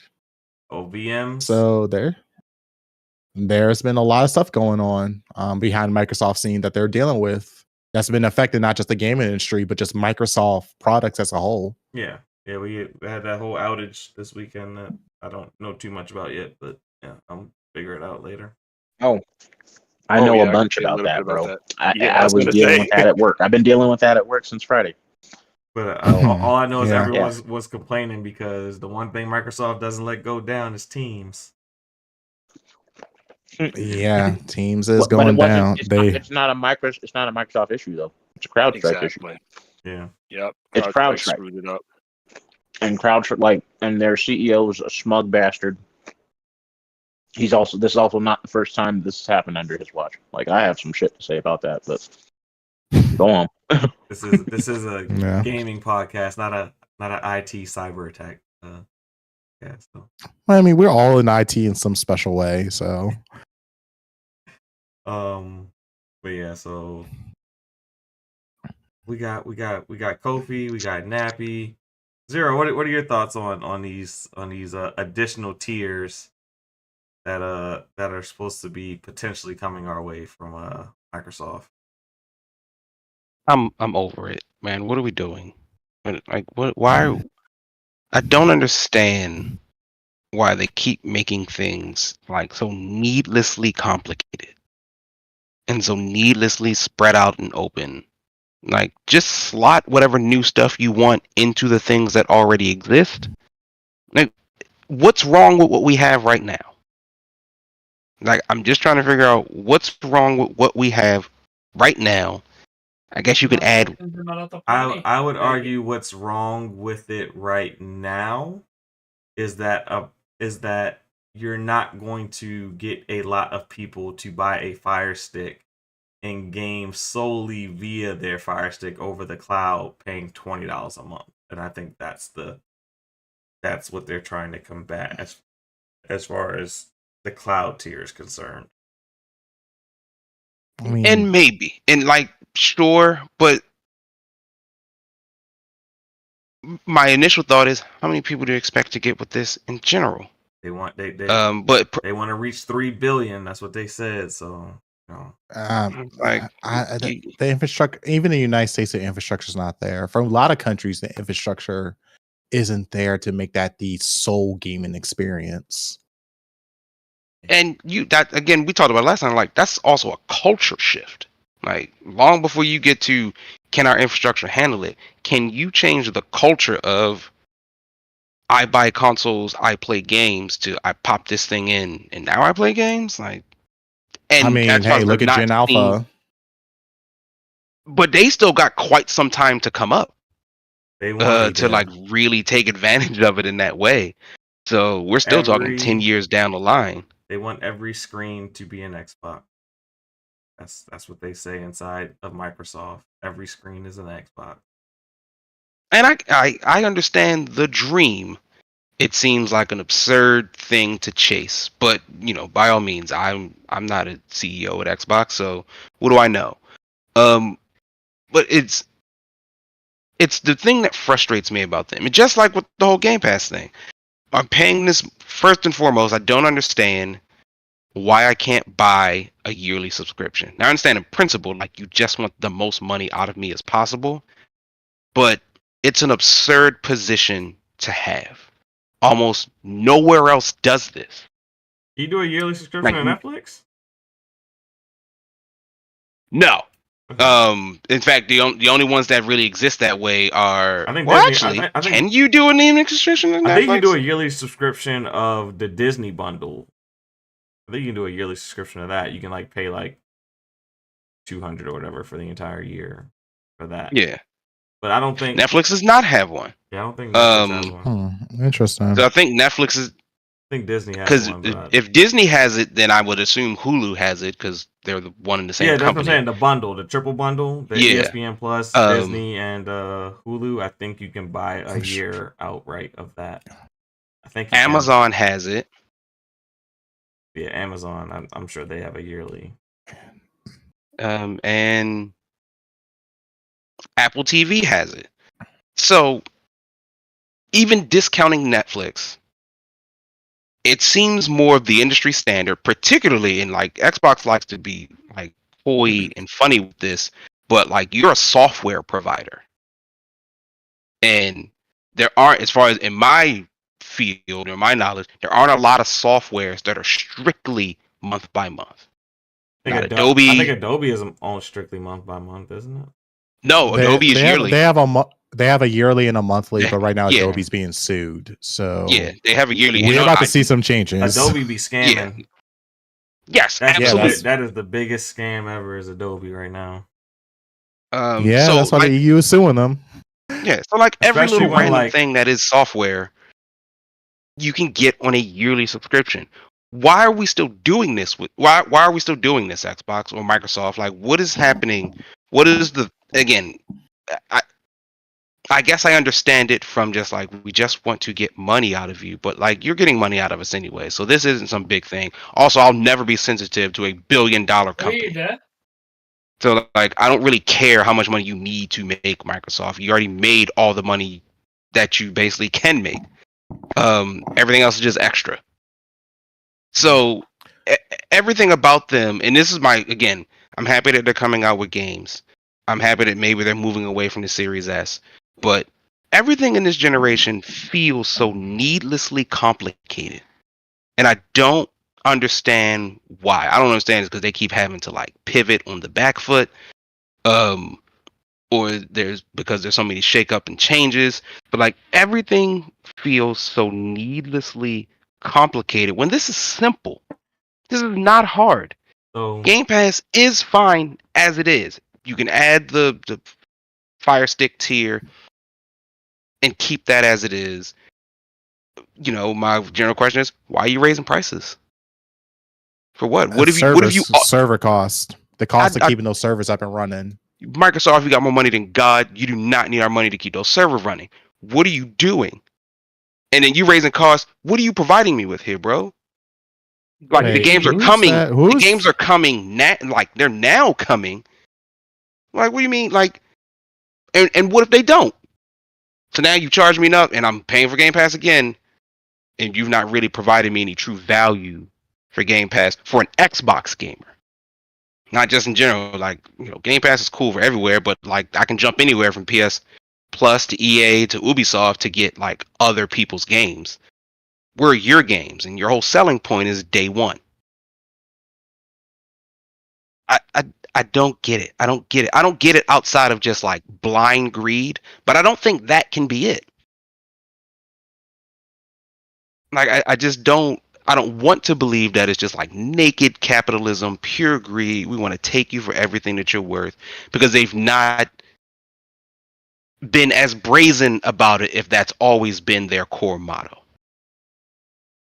So I'm very confused at what's going on and why they make all of these, like, they've had so much seemingly good press recently that this wiped it all away. And I feel like it wiped it all away. That summer show, everyone forgot about the showcase all of a sudden. Now all the people talk about is Game Pass. And that should be kind of the least talked about thing as a whole because Game Pass only works when you got the games inside of it. So now that they gave us a whole showcase. Oh, we lost you. Lost you, Zero. Just upgraded games. Microsoft is cutting off his internet connection. Microsoft coming for you. We gotta go with Linux, man. Yeah, maybe it is, but like, so I'll slow down since I seem to be breaking up a bit. But like, I don't get it, man. Like, somebody's got to make this make sense to me. I think this is simple. This is simple 4 tiers. Should be cloud streaming only, Xbox Ultimate, PC Ultimate, and both of the Xbox Ultimate and PC Ultimate includes cloud streaming.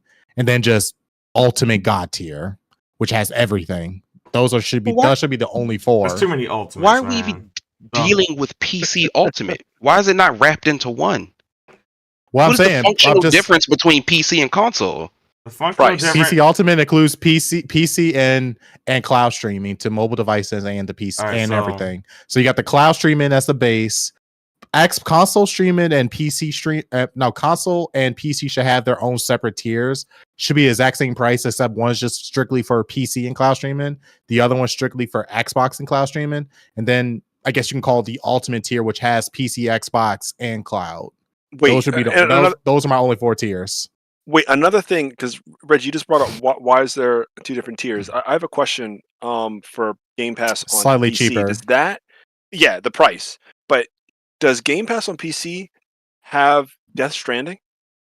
It did. It's Death Stranding because games like that can't be within the pricing model for Xbox gamers, but only for PC. Yeah, there may be other games. Death Stranding was in PC Game Pass. I'm not sure if it's still there. Yes, it is.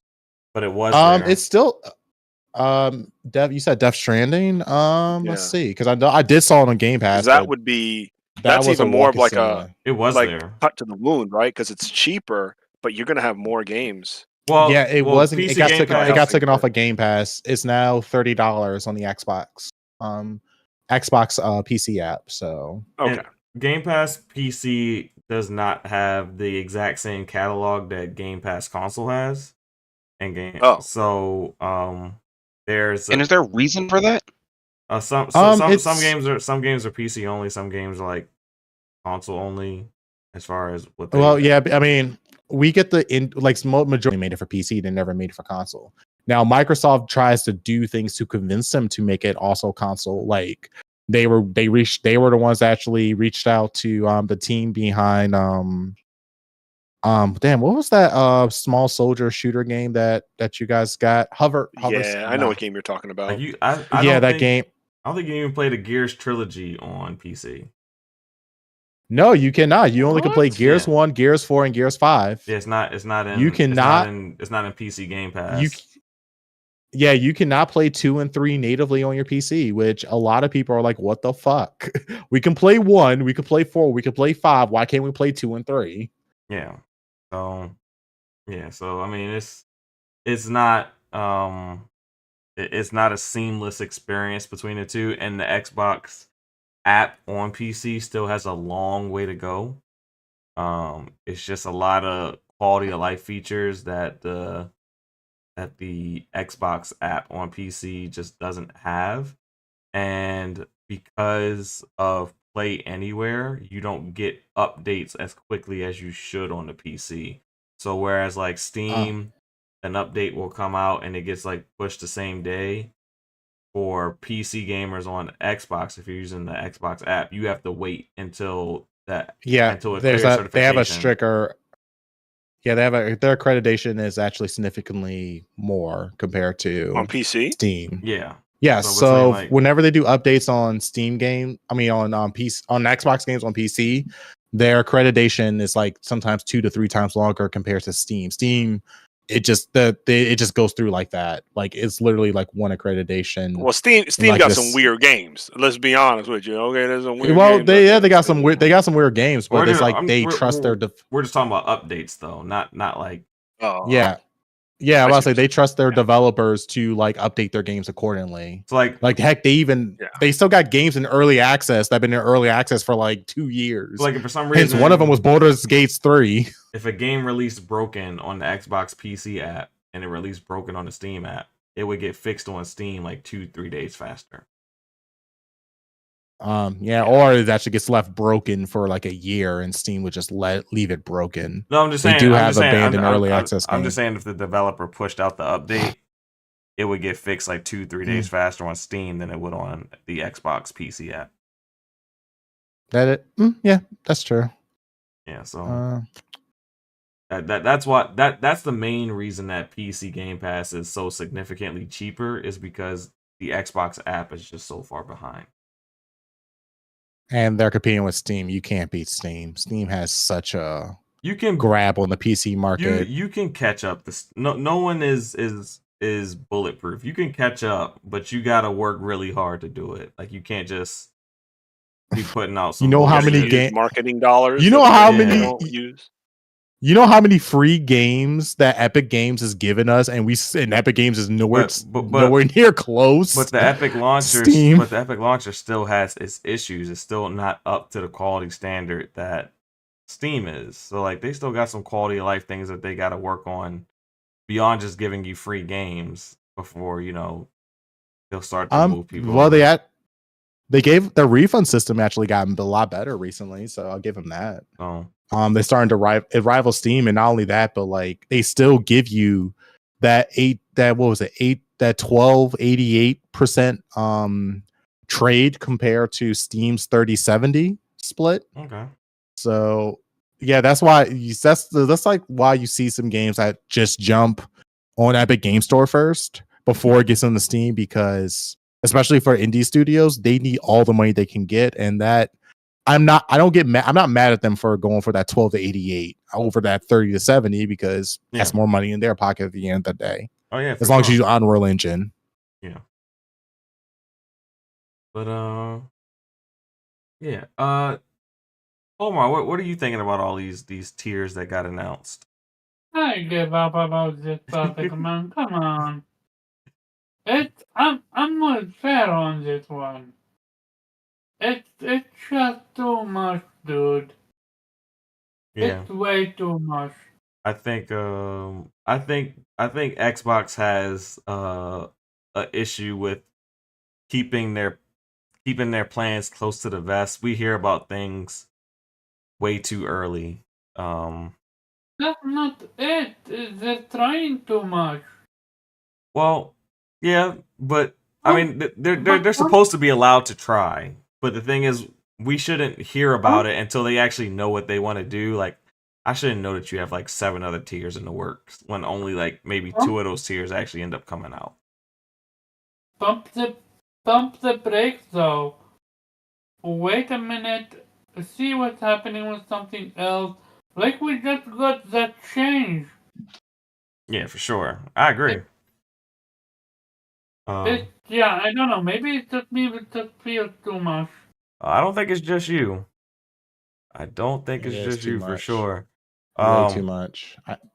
Jubei, how are you feeling about all these new tiers that are currently in the works? They're trying to figure out what they're doing here.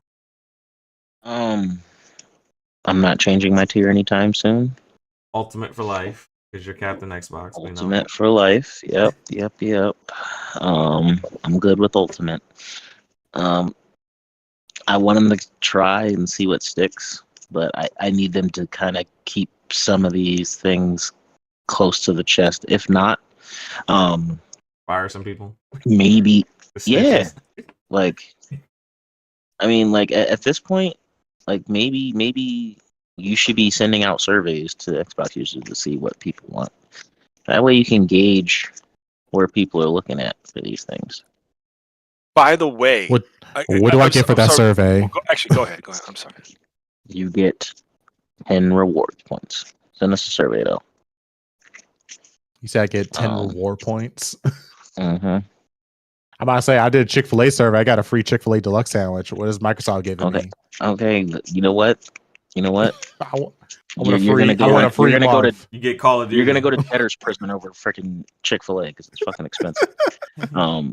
Enjoy your $13 sandwich, sir. It's like going to Five Guys. You get 2 things and you're spending $45.96. It's not to go too far off topic. It's not, but yeah, like if you're gonna make me do, that's a good idea. If you're gonna make me do a survey, though, you got to give me something. Yeah, for taking the time to do an in-depth survey. I mean, it doesn't have to be in-depth. Here's five questions. 3 questions. Shoot. Atlas puts out an in-depth survey like every damn year. But I think we hit this Game Pass topic on the head. I mean, yeah. How much? It's a matter of wait and see. How much what further? They're gonna do. How much further will they go with these Game Pass tiers? The one thing I will say is that I don't want, as a consumer, I don't want to be like on the device that I pick. I don't want to have all these Game Pass tiers thrown in my face. I want the Game Pass tier that's marketed to me to be the one that shows up on the device that I'm using. Like if I'm on my TV and I'm looking up Game Pass, don't sell me Game Pass Ultimate if there's Game Pass Cloud for me. So when I boot up my Samsung and I'm not a console user, I want to see Game Pass Cloud sold to me. If I'm on my Fire Stick, I want Game Pass Cloud sold to me. If I'm on my phone, I only want to see Game Pass Mobile advertised to me. Don't talk to me about no Ultimate. They're not gonna do that, so they want you They should. everywhere. They So should. you're No, not- They should though, because it makes sense. it gets real confusing when you start seeing all these crazy tiers, and I'm just getting into this stuff for the first time. I know people understand how subscription models work, but I don't know of any subscription model that has 7 fucking tiers. Do you? That's why I literally said they're doing too much.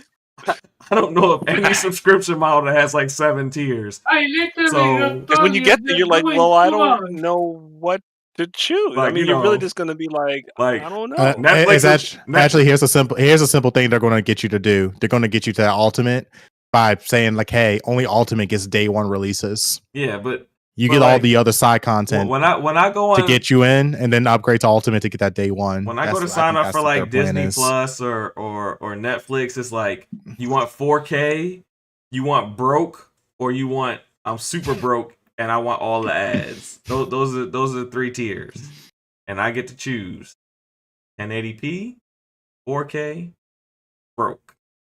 Right. And I use a lot of those broke tiers. Hey, chill, man. I'm actually okay. I'm starting to get okay with them damn ads. Look, man, it's hard out here. Wow. Look, man, prices have gone up. My BG went. My car insurance just went up like $70, Man. and they said, "Oh, there's been a lot of car accidents and thefts around your area." Oh, What's it got to do with me? my shit ain't been stolen. I shoot niggas. That's what I'm saying. We good over here. I'm just saying prices have been going up, and I'm Oh, like, wow. bro, like, I need something. Something needs to give. Oh, If I gotta man. watch some ads, screw it. It's gonna be back to cable TV again. Watch like 3 or 4 ads before you continue the show. Yeah. My kids just got me to sign up for fucking Hulu yesterday. I'm like, oh my gosh. So, I'm well, because I have Crunchyroll, but they wanted to watch Boruto, but Boruto is only available in dub on Hulu. So, really. yeah. It's in sub on Crunchyroll. It's on dub on Hulu. So, these damn licenses, just they get you. But They do. Yeah. let's roll into these outros. We had a pretty long show. Definitely a marathon show for us, 3 hours. So let's go ahead and get you guys out of here. We all know we got jobs and stuff to do in the morning. Jube, where can people find you? What will you be playing this week? Yeah. You can find me at Jubei X Sensei on gaming platforms, Jubei Sensei everywhere else. I will be getting back to the grind in college football. Yeah, I also need to touch on Fortnite to at least unlock the Fallout armor before this season is over. So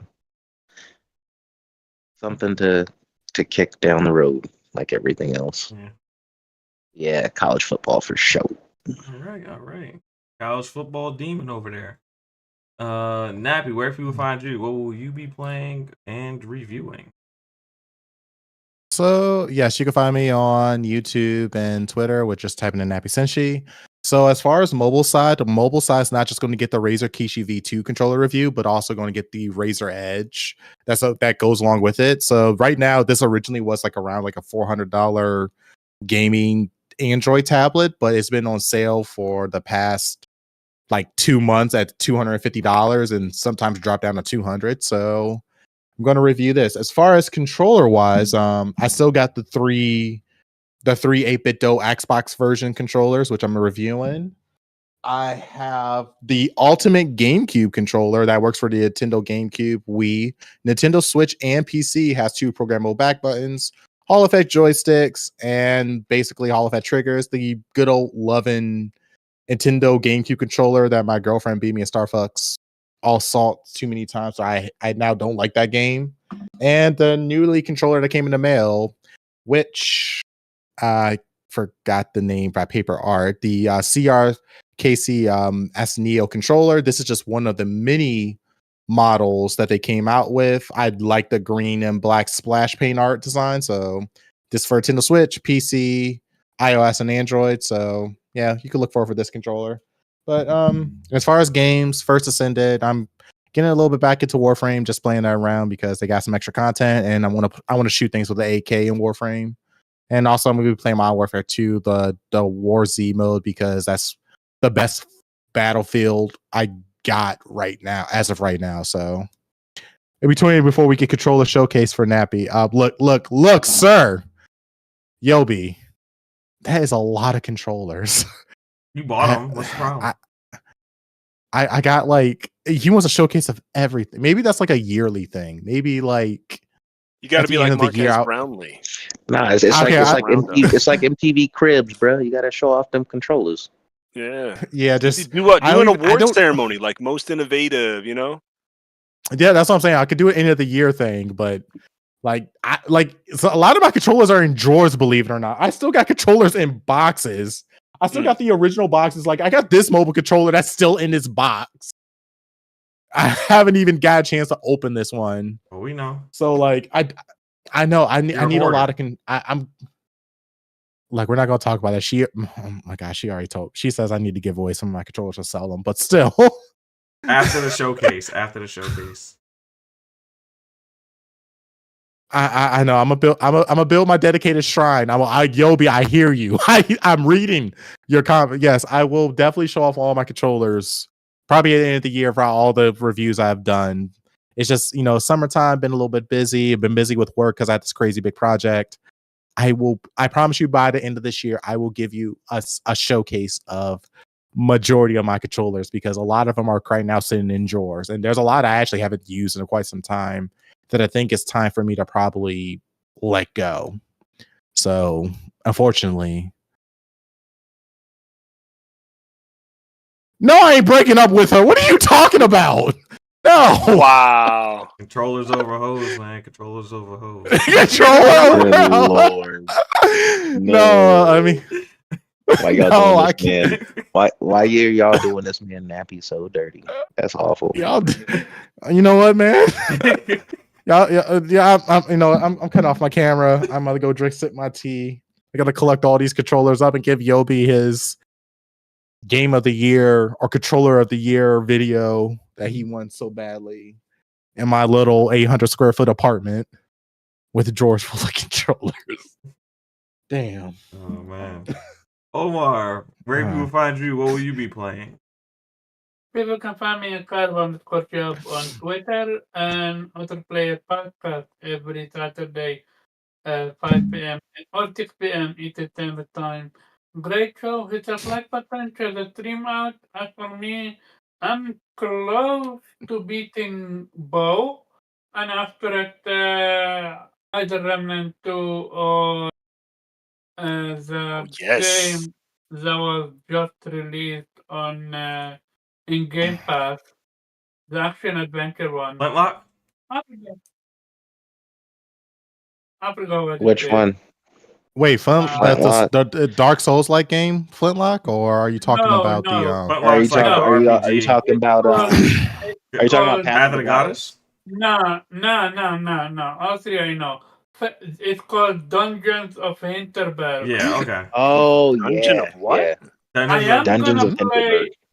I am gonna play Flintlock, like it's on my radar. Oh wow! And I played the demo for Flintlock. I enjoyed.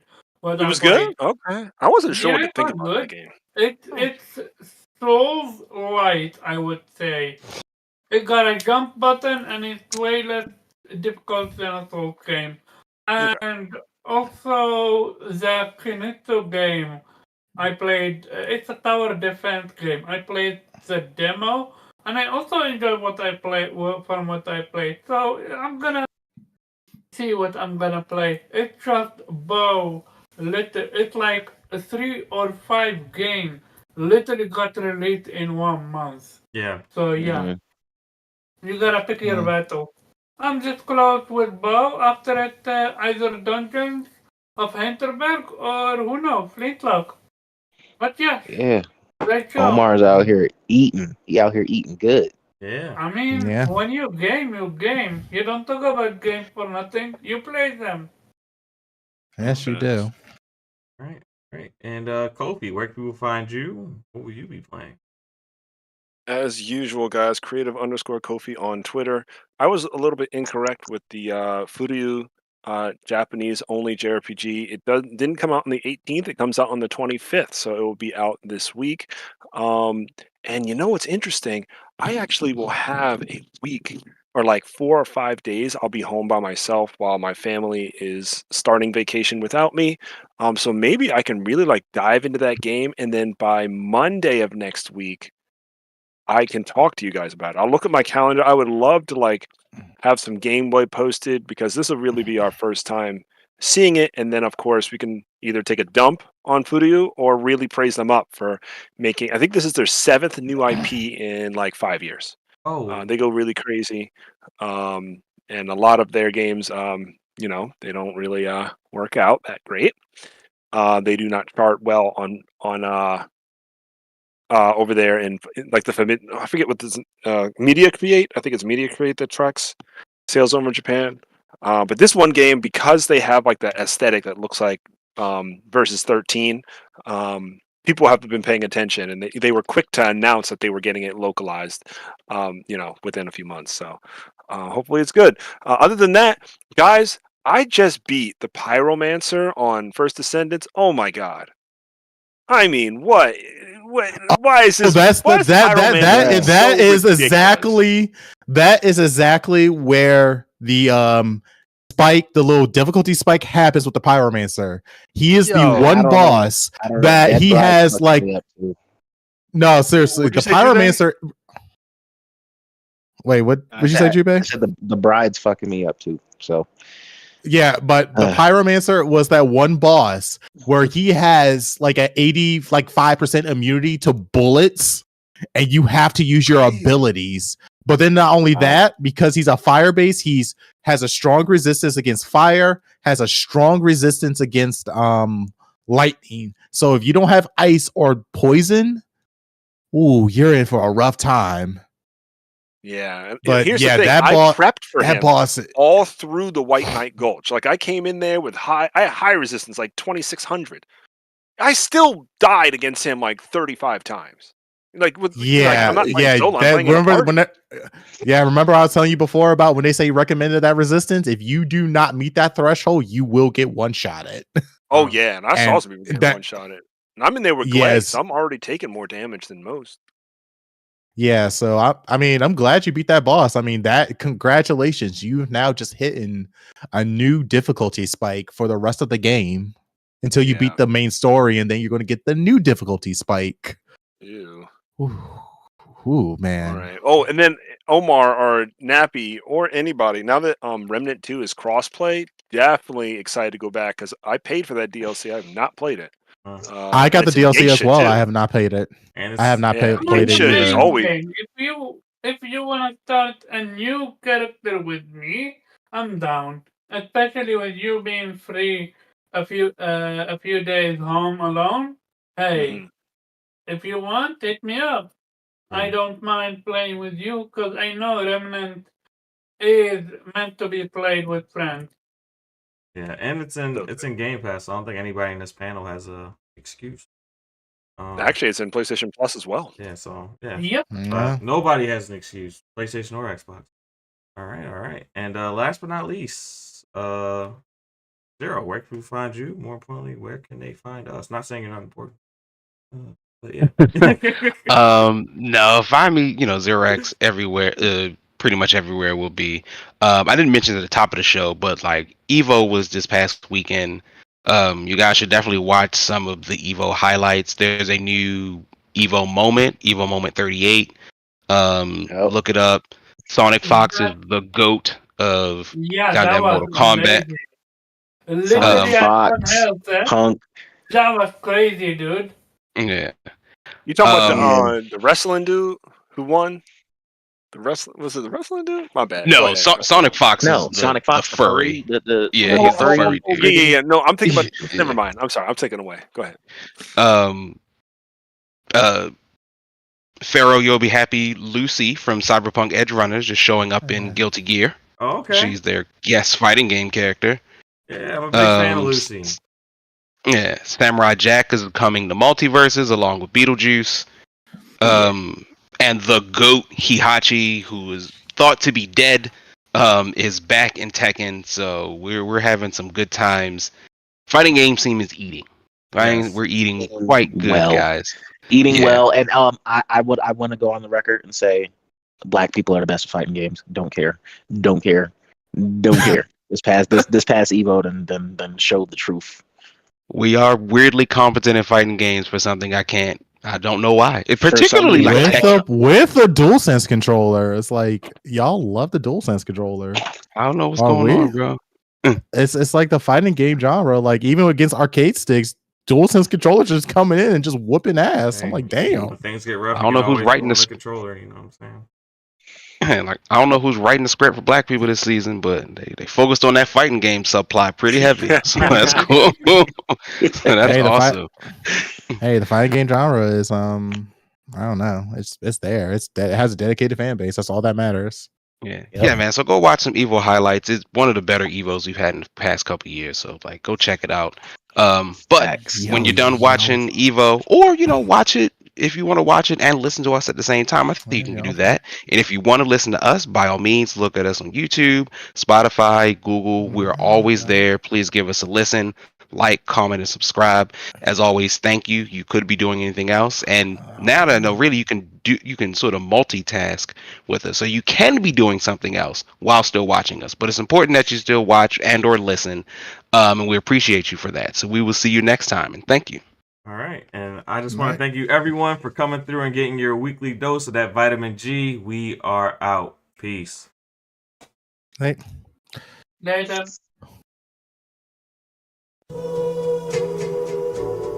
I'm on the outside looking in, and I wanna be back on the inside. I don't wanna be left on the outside, all alone. Vitamin J, what you need? Vitamin J, got All what you need. alone. Vitamin J. Ay. You rockin' with beats, discussing the heat in the streets. Take over the west and the east. I got what you need, a dose of this vitamin J. You rockin' with beats, discussing the heat in the streets. Take over the west and the east. I got what you need, a dose of this vitamin J. You rockin' with beats, discussing the heat in the streets. Take over the west and the east. I got what you need, a dose of this vitamin J. Rockin' with beats, discussing the heat in the streets. I got what you need, a dose of this vitamin J. You rockin' with beats, discussing the heat in the streets. I got what you need, a dose of this vitamin J. You rockin' with beats, discussing the heat in the streets. Take over the west and the east. I got what you need, a dose of this vitamin J. Vitamin J. Vitamin J. Got what you need. I'm on the outside looking in, and I wanna be back on the inside. I don't wanna be left on the outside, all alone. Vitamin J. Got what you need. Vitamin J. Got what you need. All Vitamin alone. J. Discussing that heat in the street. Hey, we got just what you need on Vitamin J. You rockin' with beats, discussing the heat in the streets. Take over the west and the east. I got what you need, a dose of this vitamin J. You rockin' with beats, discussing the heat in the streets. Take over the west and the east. I got what you need, a dose of this vitamin J. You rockin' with beats, discussing the heat in the streets. Take over the west and the east. I got what you need, a dose of this vitamin J. Rockin' with beats, discussing the heat in the streets.